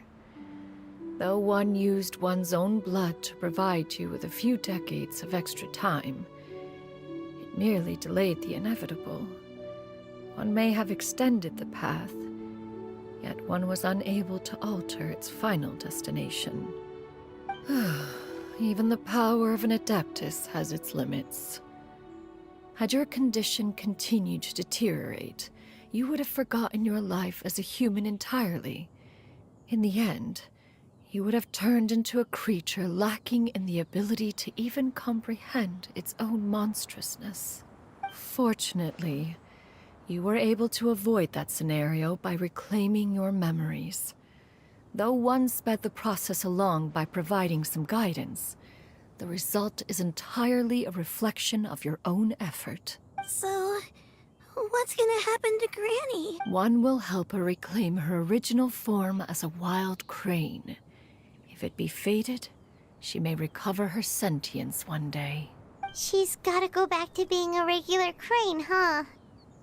Master, you've already done more than enough for me. I don't know how I could possibly repay your kindness. This is a better result than I could have ever hoped for. How much time do I have left? Not long. The transformation is imminent. Granny? Please don't leave, okay? You're all I have left. Please. Don't be sad, dear child. Granny has led a wonderful life. My only regret is having to leave you behind. Don't forget to eat well, okay? A growing young lady like yourself needs lots of good food to grow big and strong. Promise Granny you'll take good care of yourself when I'm gone. I promise, Granny. I'll do whatever you say. Good girl. Good girl. Don't worry. It's not goodbye forever. Granny's gonna become the most formidable crane in all of Mount Outsung. Granny will train day and night. I won't stop until I can turn into a human without having to rely on anything but my own power. When that day comes, we'll be able to live together again. You and I. How's that sound? Good. That's a good girl. Even though we won't see each other for a little while, as long as we both work hard, we're sure to meet again someday. I'll eat well, Granny. I promise. And I'll wait for you, no matter how long it takes. I'll wait for you to come back. That's a good girl. Then Granny really has no more regrets. I'm so sorry, Master. Thank you for everything.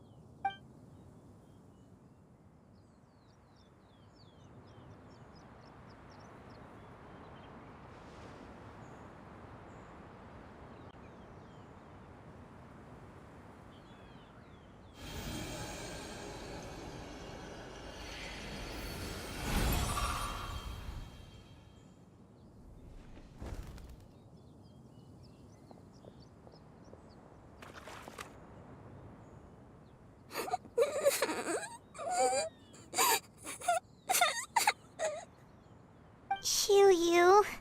Let her be. At her age, Crying is a natural, if not fitting, response to such an event. Tears are a necessary part of maturation. Sometimes there is scarcely a better vehicle to wash away the toll of stress and misery. Now that the issue has been resolved, you should also take a moment to relax. Give yourself some time to rest. Take a nap if you must. One will wake you in due time.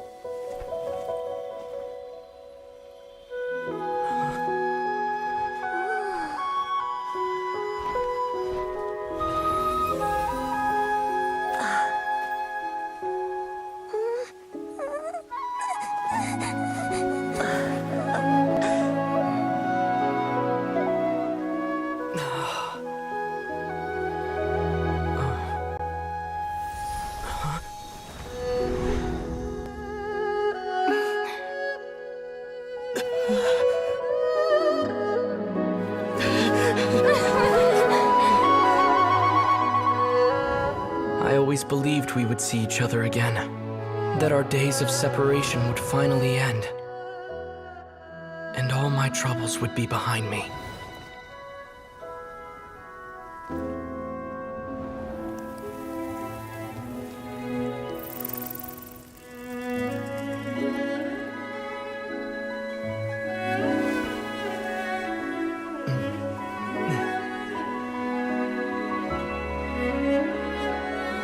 If only things could stay this way forever.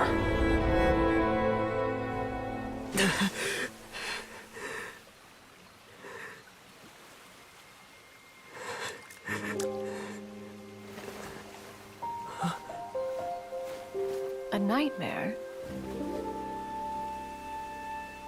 Curious. If you're relaxed, shouldn't your dreams be pleasant? It was a good dream. It's just... You weren't ready to wake up.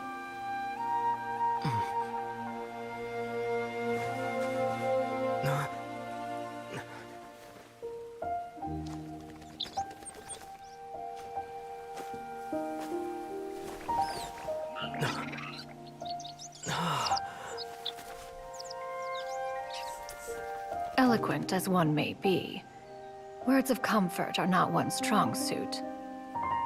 You are doing all you can. One can see your strength of will, your fearlessness in the face of danger. And so, whatever your dream may be, one believes that you shall achieve it. Of course, whenever the perils you face overwhelm you, or you become weary, one is always here for you. After all, as an elder, it is only right to look out for the young ones.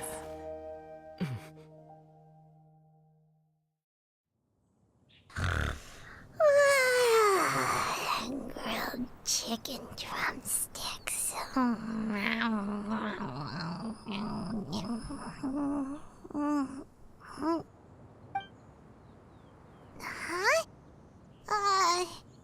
Was Paimon sleeping just now?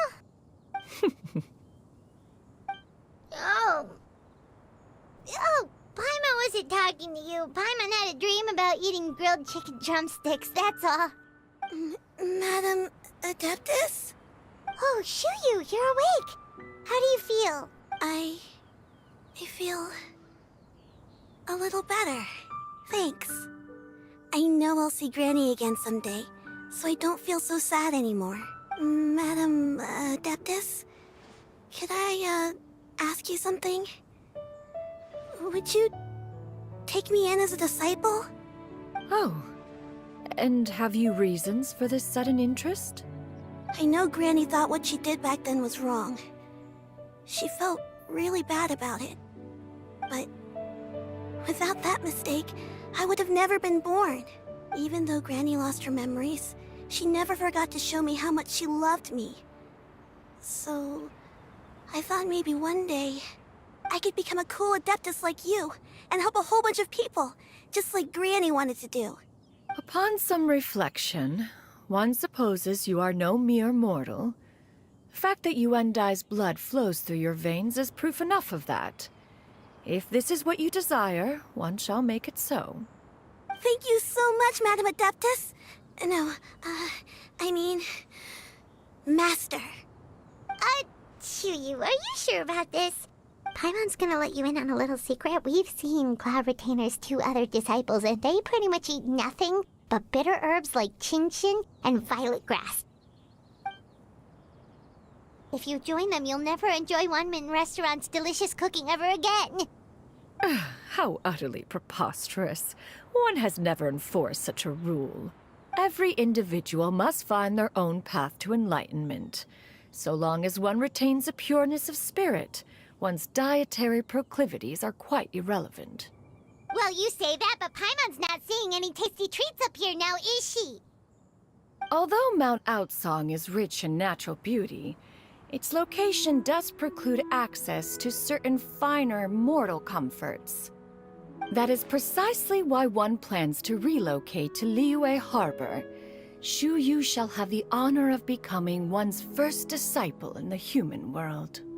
Whoa, you're leaving Mount Outsong? One has never concerned oneself with the location of one's residence. From the very beginning, one has sought only solace and peace. Yet in the end, all of one's disciples ended up in Liyue Harbor. Ganyu, Shenhe, Yuendai, they all chose a life among the mortal world. One has reflected on this fact for many years now. One can only assume that it is due to some failing on one's part as an elder or master. A failing, perhaps, of recognizing what it was they truly wanted. One is most curious as to what aspect of Liyue Harbor could have enticed them to remain there. One could hardly offer an opinion on the matter, but perhaps some time in the harbor will prove instructive. Why are you all so silent? Paimon is, just a bit shocked, that's all. So, does this mean we can grab a meal together in Liyue Harbor sometime? One has precious little time to squander. However, if one finds oneself otherwise unoccupied, one would not be opposed to the idea. One will be assuming the identity of a human while residing in Liyue Harbor. You should take care to avoid disclosing one's true identity. Don't worry, we'll help you keep it a secret. So, when can we expect to start seeing you in the city? Perhaps in 2 days' time. One has some matters to see to before one's departure. Preparation is the key to success, after all. One plans to put up various items from one's collection for sale. The earnings should provide for a comfortable living in Liyue Harbor. One has already picked out a handsome property near Chuhu Rock. 'Tis no small purchase, but what is mortal life if not one expense after another? Seems like you've really thought of everything.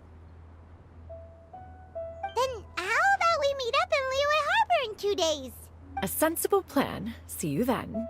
Oh, also, why don't you take this suspensus somnium mechanism as a souvenir? Anytime you should feel ill at ease in the future, you may try quieting your mind and sitting in meditation as you listen to its melodies. It might help you find a new perspective. Awesome! Thanks, Cloud Retainer!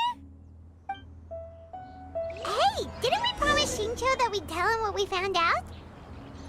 Should we make a trip to the Xianyun Commerce Guild? It's totally up to you.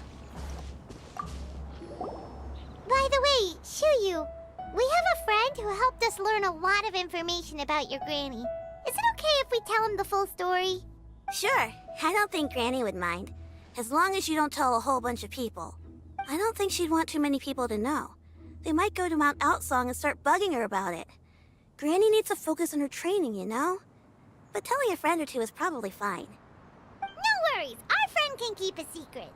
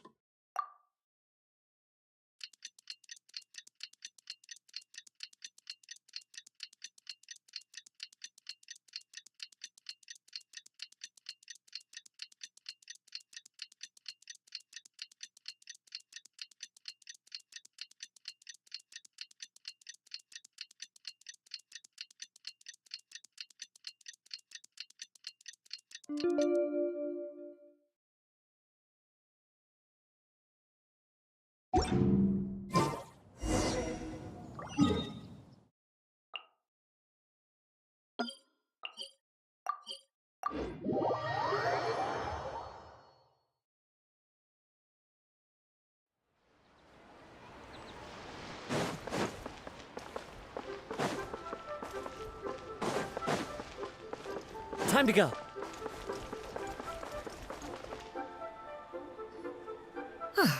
Your concerns are excessive and unfounded. This is but a simple collection of ordinary valuables. Such intense scrutiny is hardly necessary. To be quite honest, your insistence on that fact is my primary cause for concern. In what way are any of these ordinary? Every single item here could be worth more than everything I own combined. I simply can't risk shelling out that kind of mora without proper scrutiny. If I'm wrong, I would never be able to earn it back, not even if I worked every single day for the rest of my life. I have to be careful. Yes, you can never be too careful. We're here, Clow. Miss Xianyun, what are you guys arguing about? Ah, perfect timing. This ignoramus is questioning the authenticity of my wares. I'll have you know, these items have remained untouched in my personal collection for several hundred years. To question their legitimacy is pure folly. Several hundred years? Indeed. They're family heirlooms, you see, passed down over many generations, as families are wont to do. Yep, they've definitely been around a while. We can vouch for her on that one. Hear that? Had I not found myself in need of mora, I would scarcely have had the heart to part with them. Indeed, you should consider it an honor to even have the opportunity to behold them with your own eyes. Doubt their authenticity any further, and I may just decide to take them to another buyer. Whoa! Please don't go! I apologize for any insult, miss. You see, I know full well that I lack the knowledge to judge the true worth of these items. If you could wait but a moment, I've hired an expert to appraise them for me. He should be here shortly. An expert, you say? Very well. I will wait for a little while longer, then. Traveler, Paimon, this is my new residence. If you have cause to seek my company in the future, this is where you can find me. Master! Oh, it's you two again. Hello. Xianyun! You got a new outfit! It looks great on you. Mm-hmm. Master made it for me. I like it too. Huh? You know how to make clothes? Do I know how to make clothes? With the support of the proper mechanism, sewing is hardly a challenge. Master, I brought in most of my stuff. There's a few boxes left, but they're kind of heavy, so I just left them outside. Fret not. I shall help you move them into your room. Actually, I should probably sort through my stuff a bit first. Everything's kind of messy right now, so maybe you could, not look yet, Master? Yeah, that'd be great.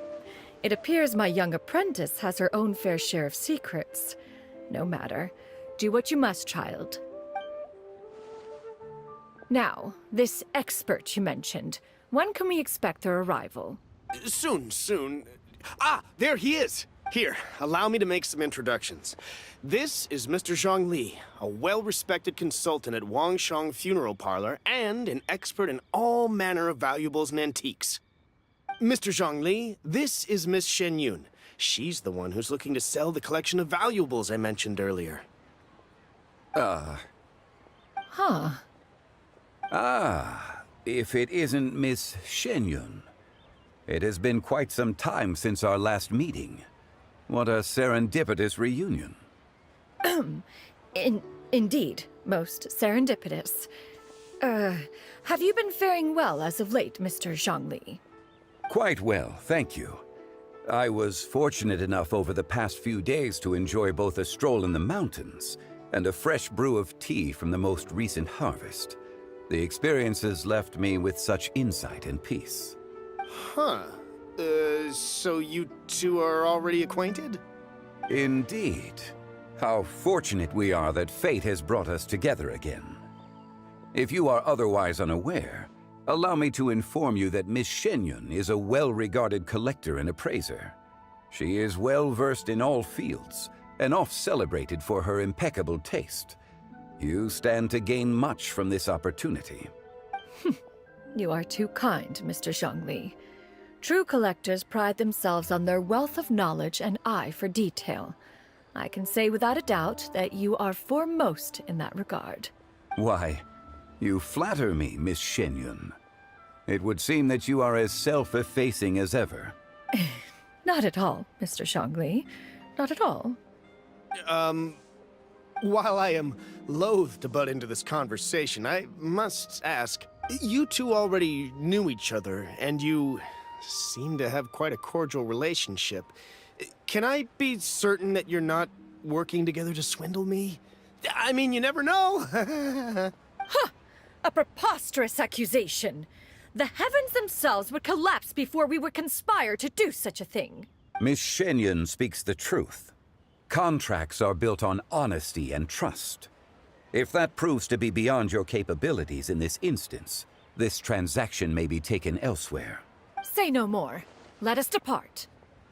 I jest.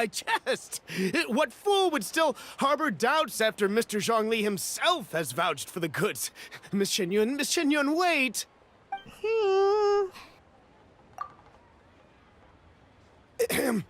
I deeply apologize for doubting you.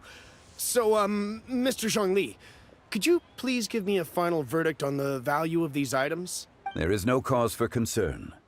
They are indeed rare and precious valuables. Take this mechanism, for instance.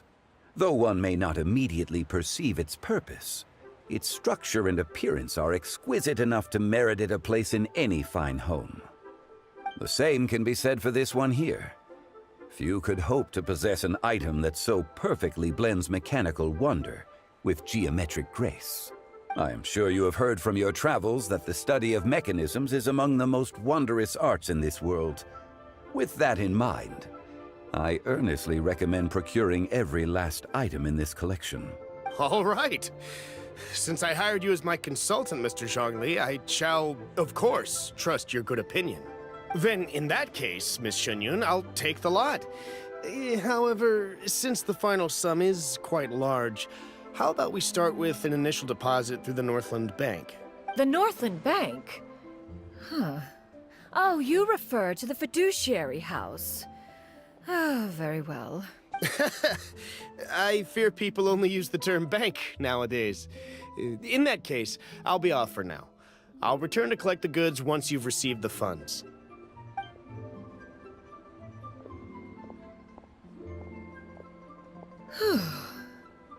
Zhongli!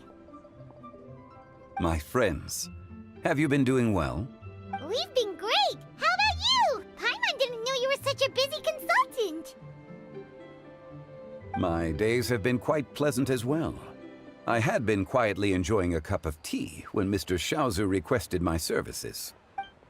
As for you, Miss Xianyun, I presume you must be looking to settle in the city? I must say, the name Xianyun sounds exceedingly strange coming from you. Perhaps you could dispense of that particular epithet in further conversation. Whatever for. Am I not addressing you as a friend should? Well, that is true, but... Alas, refer to me however you will. After all, a name exists such that others may address you with it. One is hardly ignorant of that fact. It would seem that you have gained many valuable insights over the years, Cloud Retainer. One has indeed. One's previous days were all brief. Now that one has made up one's mind to move and settle, one has gained a much better appreciation of the hubbub and commotion of the city, as well as the people's hard work and ardor. This city is much changed from how it was more than 1,000 years ago. Not unlike the ocean tides, so too shall the movement of people ebb and flow. From turmoil to peace, enlightenment to aspiration. Human society possesses limitless potential. In another 1,000 years, the scene we witness here may change in ways that are impossible for either of us to imagine.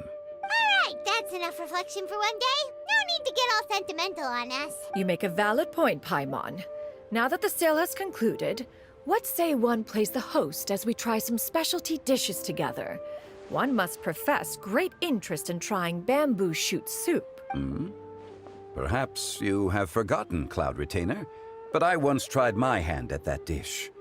You were at the table on that occasion, so logic dictates that you should have already tried it. Oh? What occasion was this? It was a reunion between friends several centuries ago. Alas, you must have been too preoccupied to secure yourself a portion. Or perhaps our other companions simply availed themselves of faster reflexes on that occasion. Huh! Hardly. 'Twas most certainly out of consideration for the others in attendance. In but a moment, one will show you what it means to have a true deftness of hand. It is settled then. Bamboo shoot soup, mora meat, crab roe tofu, triple-layered consommé.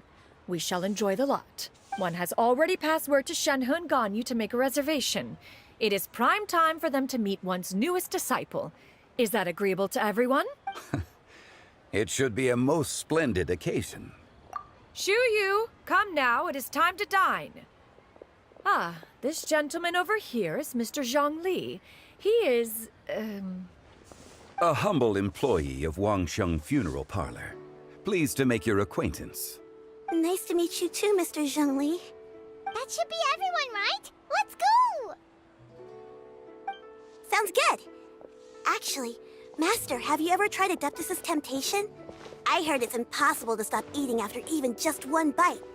You know, 'cause it's super tempting and stuff. Is that true? That sounds rather implausible. Although with the right preparation, certain dishes can be too delicious to resist. Huh? Why are you all walking so fast? Hey, wait for Paimon! Hey, wait up!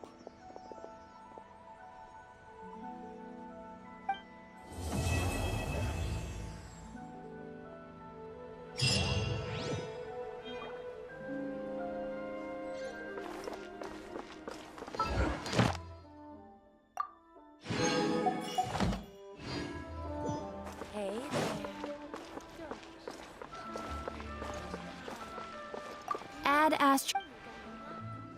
Thank you for completing today's commissions.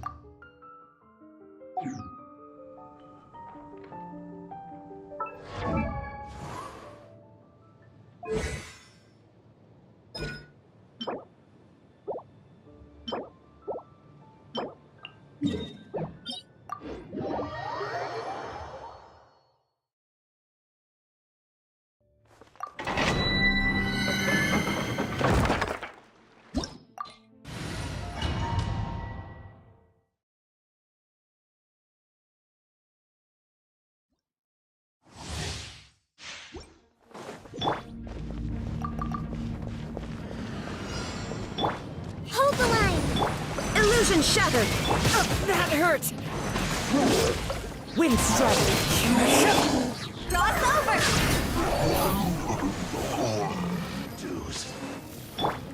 Rust and revamp!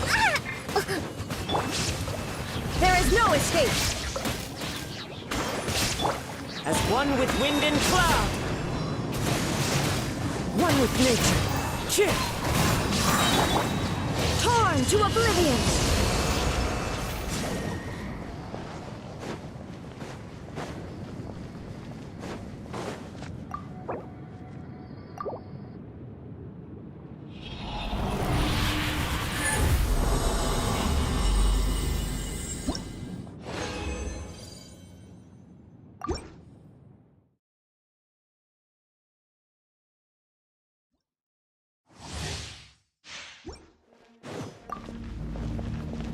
Shine down!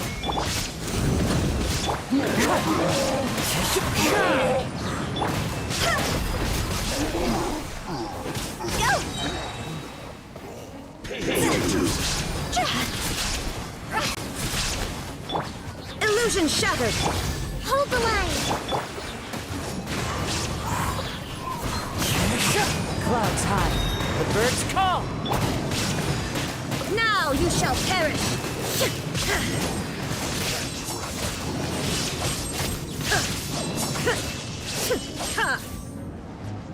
Shine down!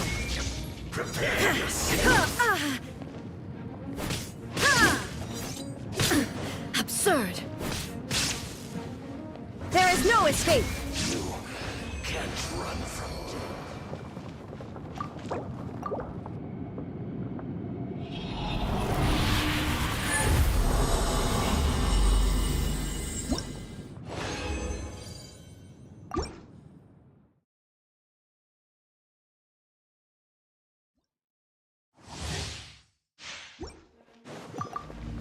Illusion shattered!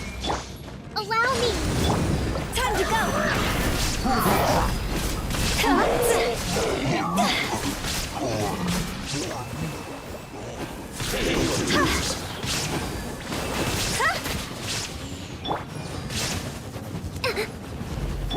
There is no escape! As one with wind and cloud! Wind strike! Covenant of the Deep!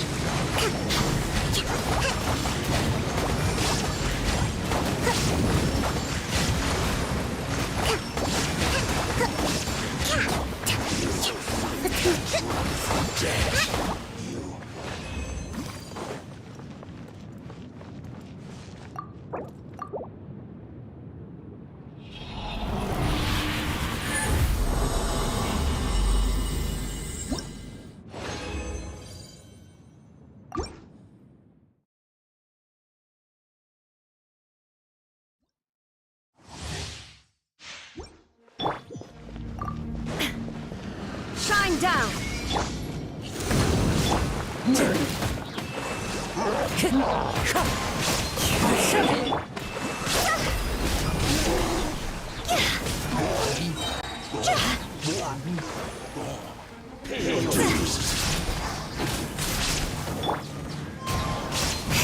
Fallen leaves, adorn my night! Inazuma shines eternal!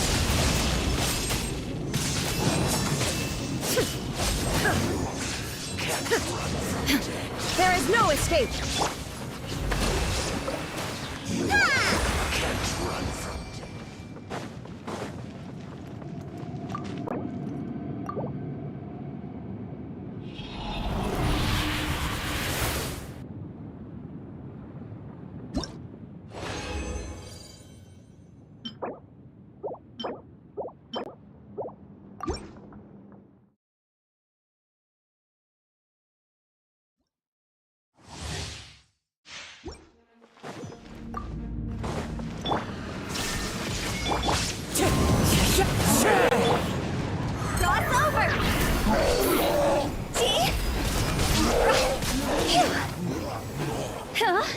Pay your dues.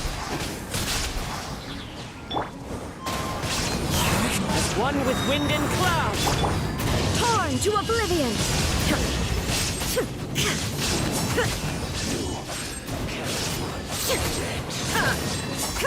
You can't run from death.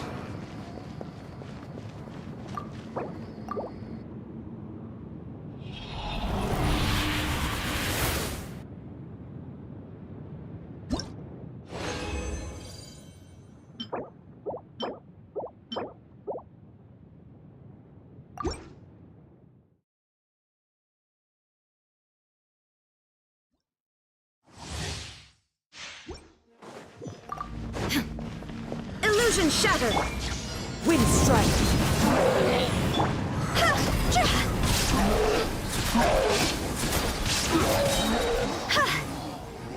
Pay your dues. Fallen leaves, adorn my night! Inazuma shines eternal! Can't run from death.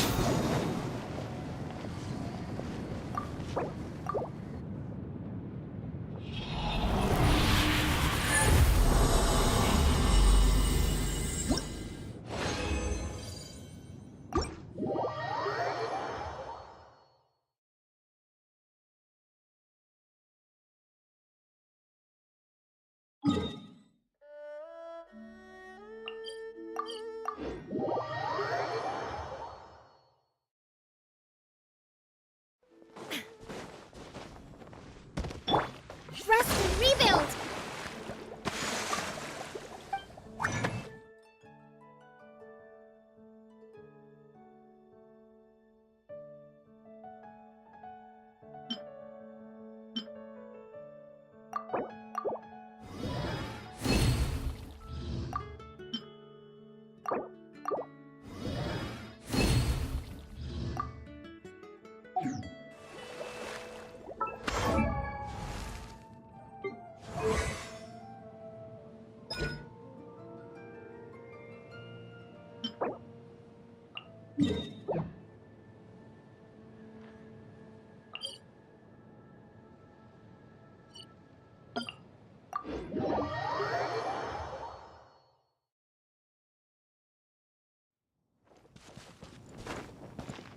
Huh?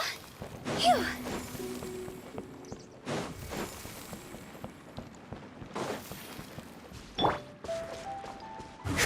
Follow the wind.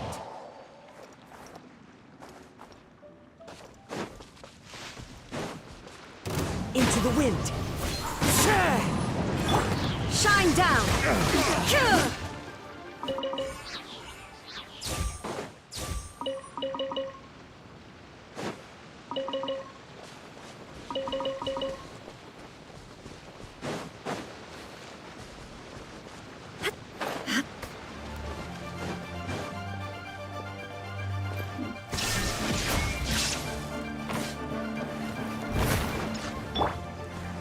The wind knows me.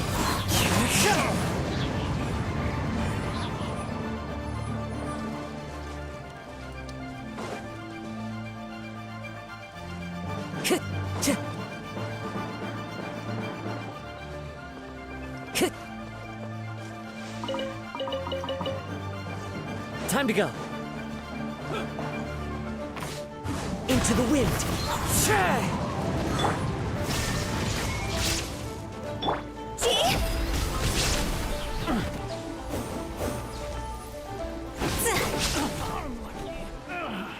Finally done.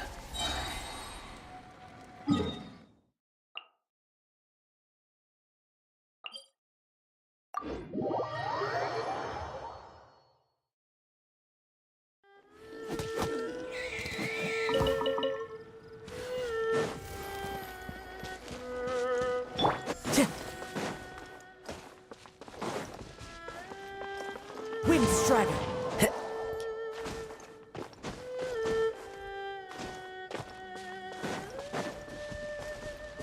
Time to go.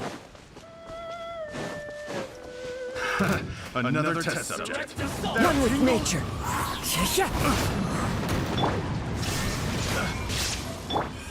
That tingle? Into the wind. Clouds hide. The birds call. Illusion shattered!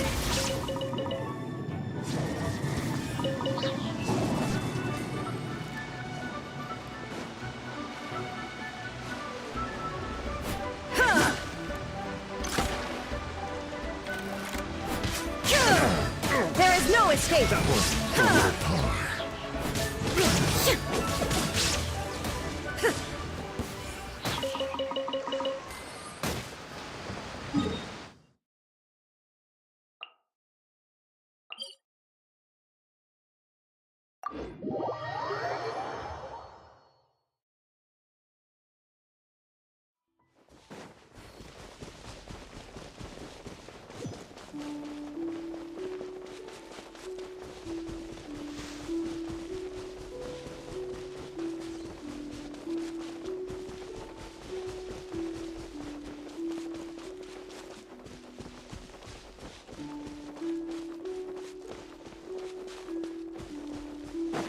Want a taste of my Shine down!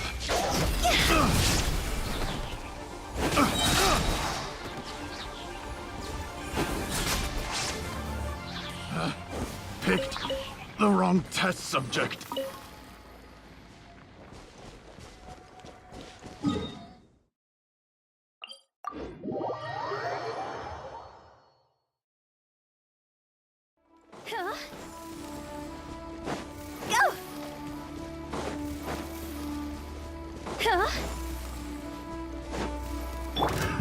Another test. One with nature.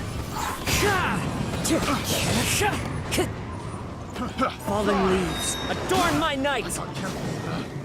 Picked the wrong test subject. Picked the wrong test subject.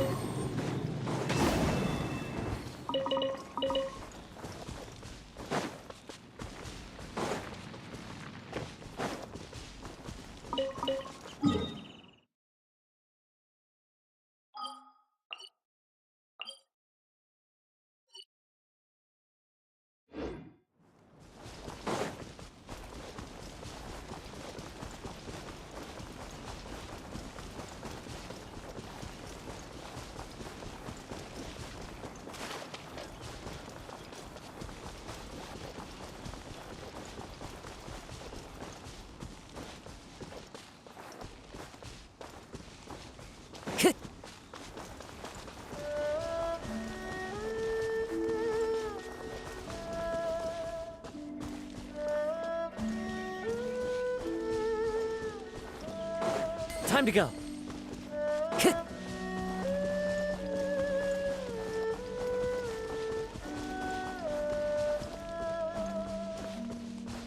Time to go.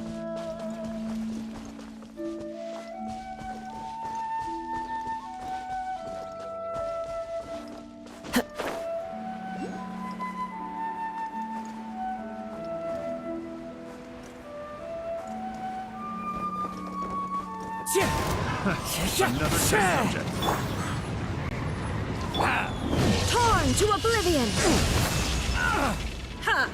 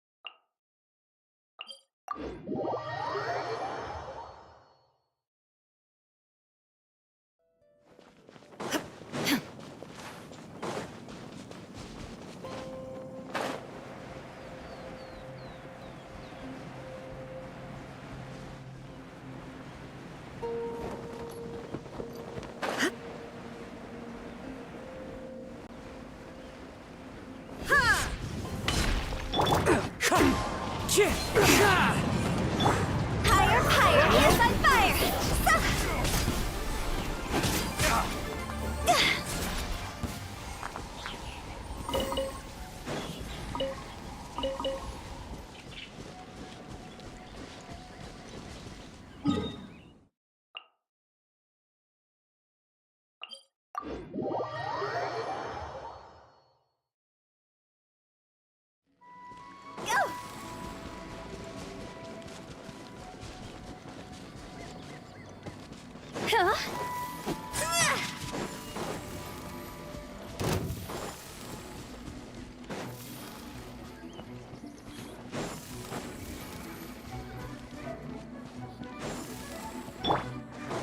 There's no end to this. The wind knows me. Clouds high. The birds call. Inazuma shines eternal!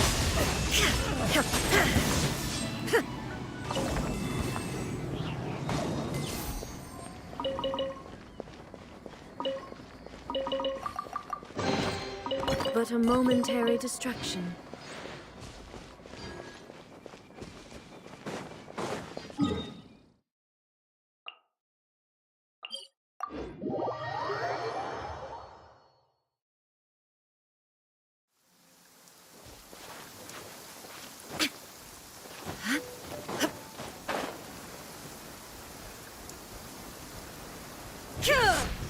Illusion shattered!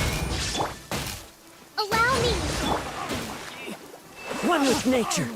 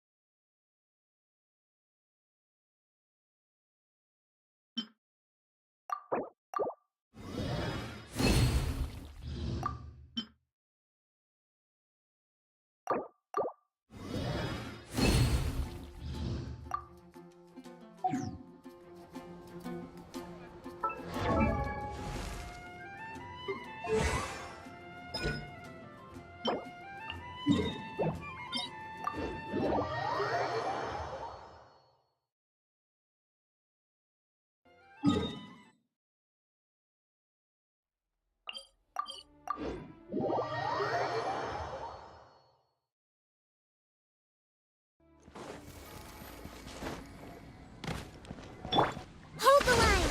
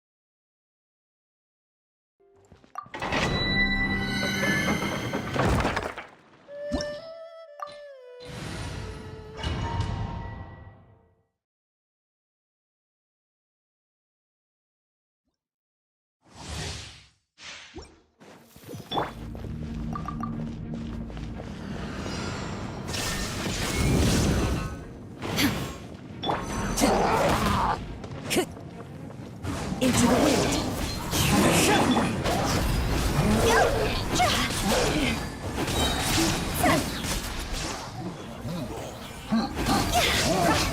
Huh? Pay your dues.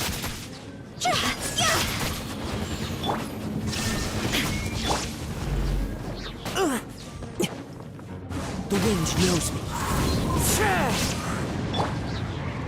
Torn to oblivion! Shine down! Rest and rebuild! Wind strike! Can't run from death.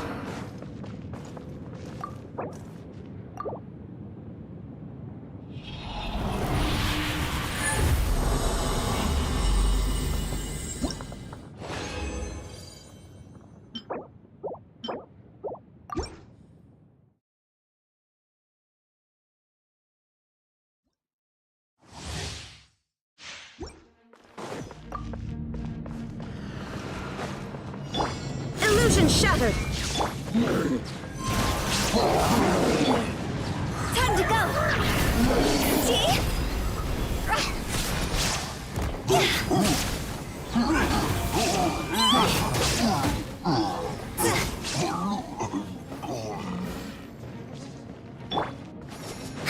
Allow me! There is no escape! Into the wind! Fallen leaves, adorn my night! Now you shall perish! No escape. Leaving so soon. You can't run from death. Illusion shattered! Run from death.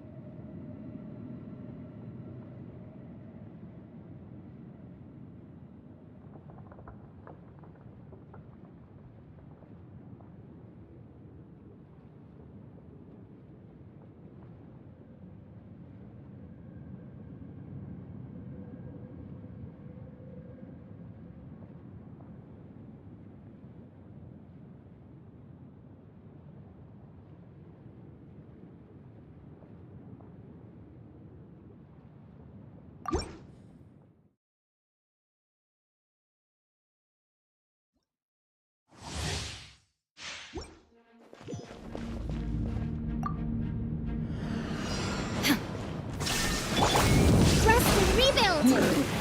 Uphill battle! Let's move out. Higher, higher, hands on fire! Go! Pay your dues.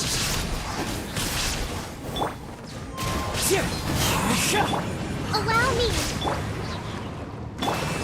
Torn to oblivion!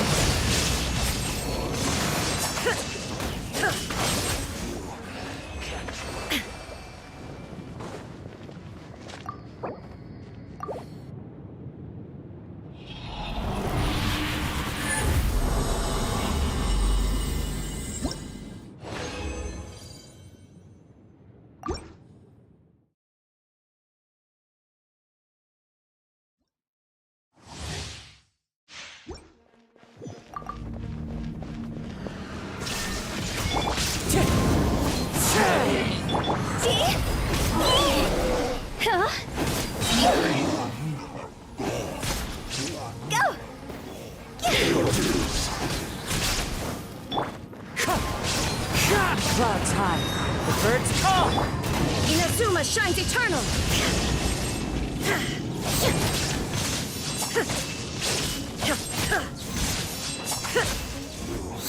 Can't run from Shine down! Cross over! Wind strike!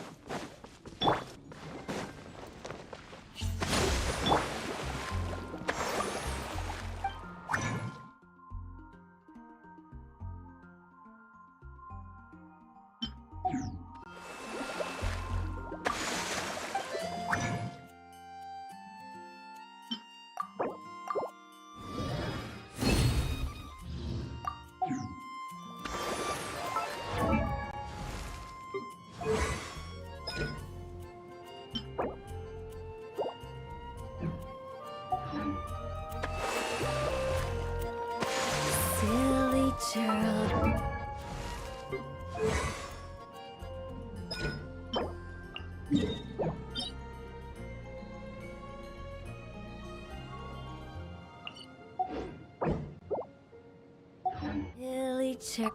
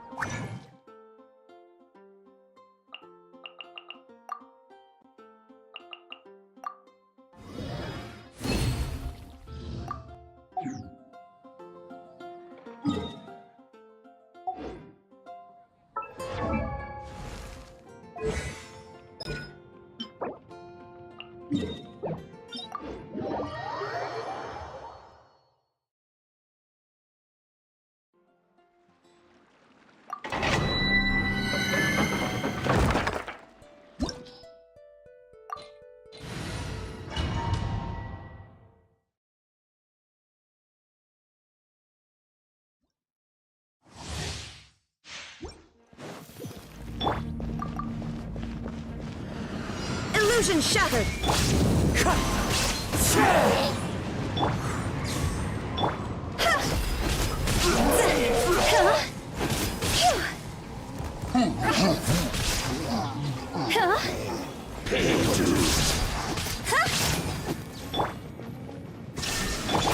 Hold the line! Fallen leaves, adorn my night!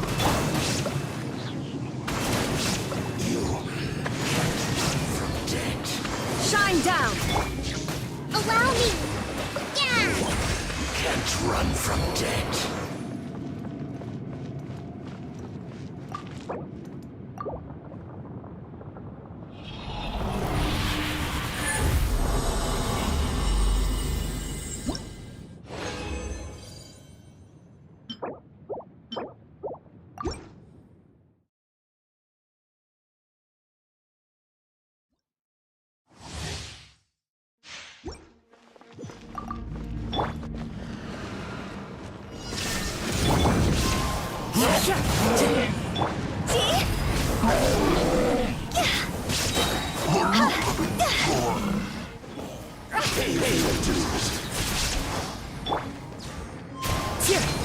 Clouds high, the birds call!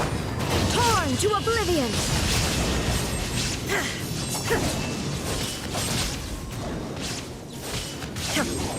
Can't run from death.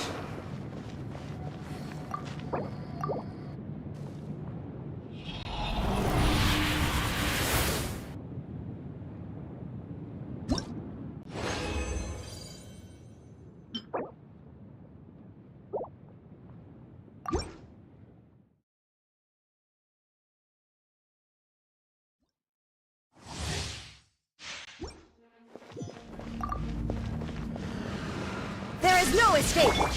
Hold the line! Wind strike!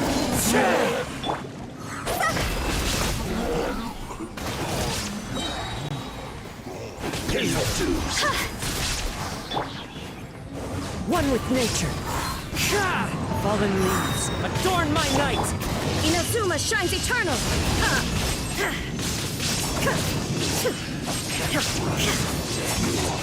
Can't run from death.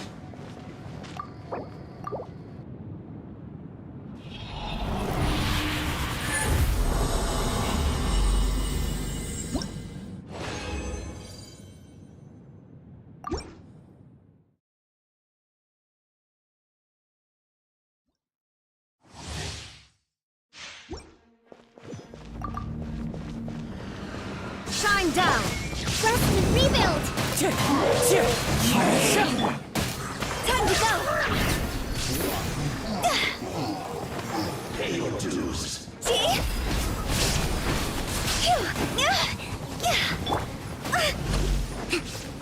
Hold the line! There is no escape! Into the wind. One with wind and cloud. Torn to oblivion!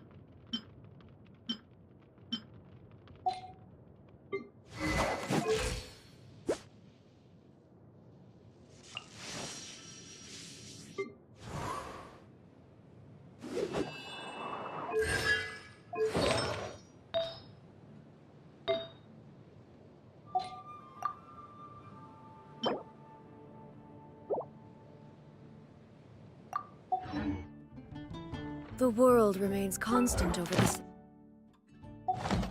centuries.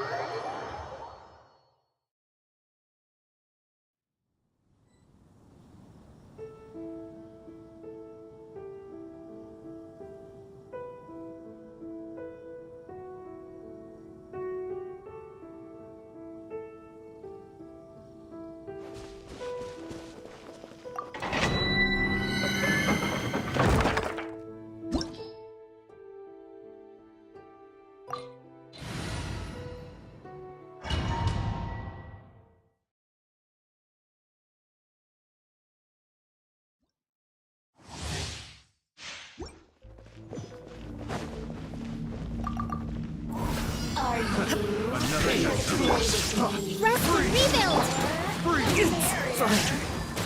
Have a little taste. Clouds high. The birds call. Now you shall perish!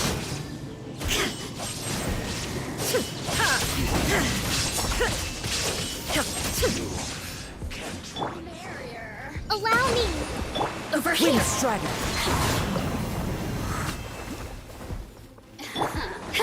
Let me amuse myself.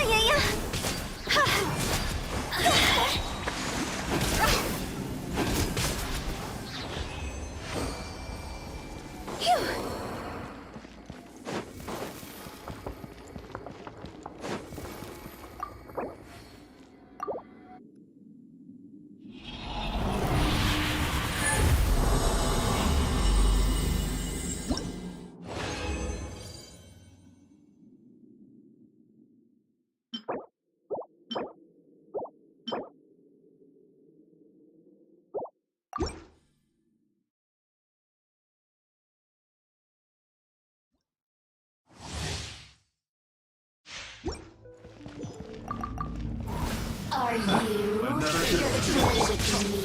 One with nature. Let me amuse myself a little. Higher, higher, hands on fire! Freeze! Hold the line! Into the wind. Fallen leaves. Adorn my night. Blink! Rest and rebuild! Billowing surge! Let me amuse myself a little. Can't run from death.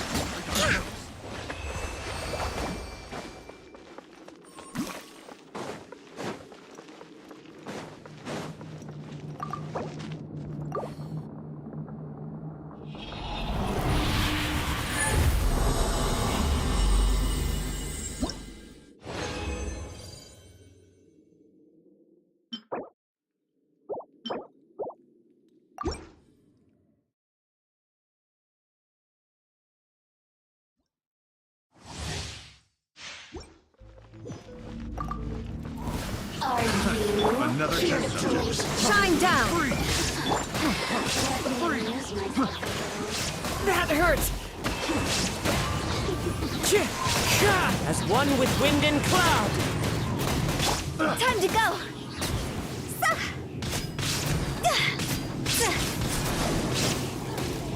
Go!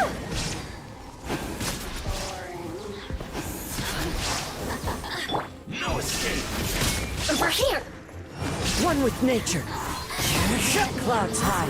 The birds call. Allow me! Insolent! See?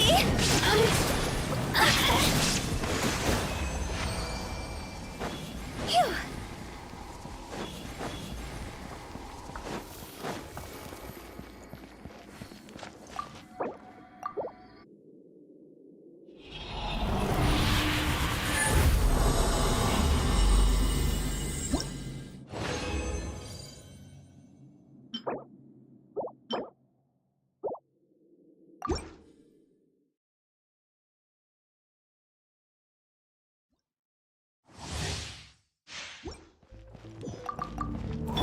There you are. Another test Rebuild. subject. Illusion shattered! Freeze! Freeze! Into the wind. As one with wind and cloud. Inazuma shines eternal! Ha! Ha! Over here! Ha! The more, the merrier.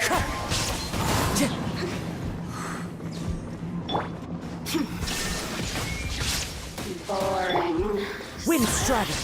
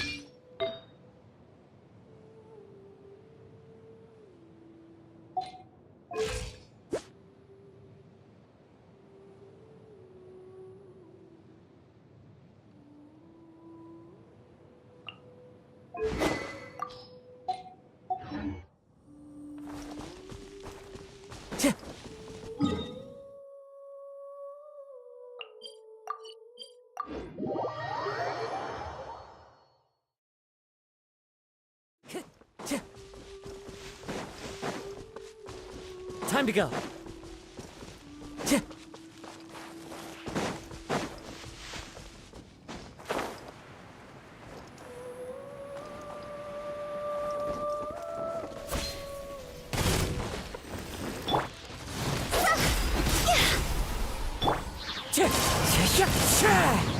Clouds high, the birds call. Torn to oblivion!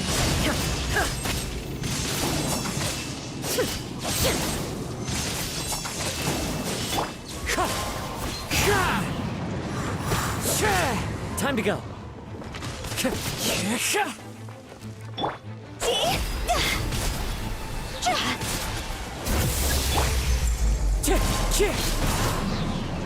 As one with wind and cloud. Higher, hands on fire!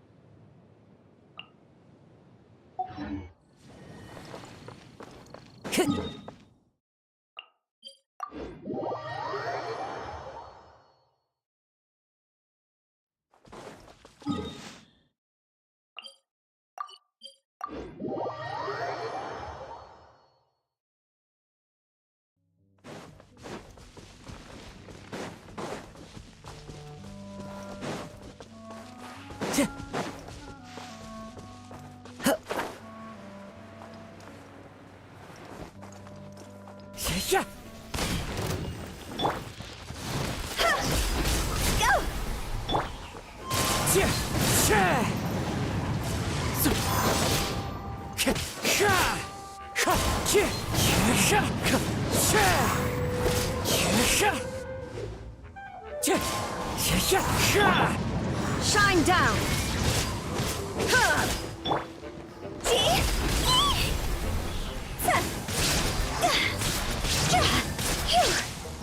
Wind strike!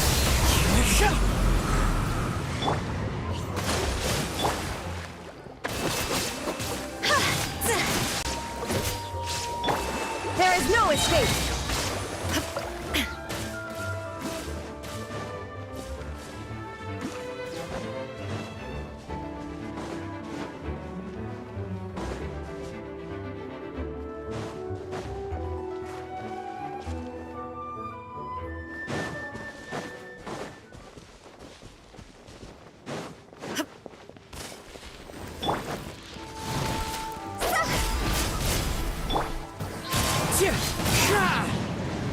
Clouds high, the birds call!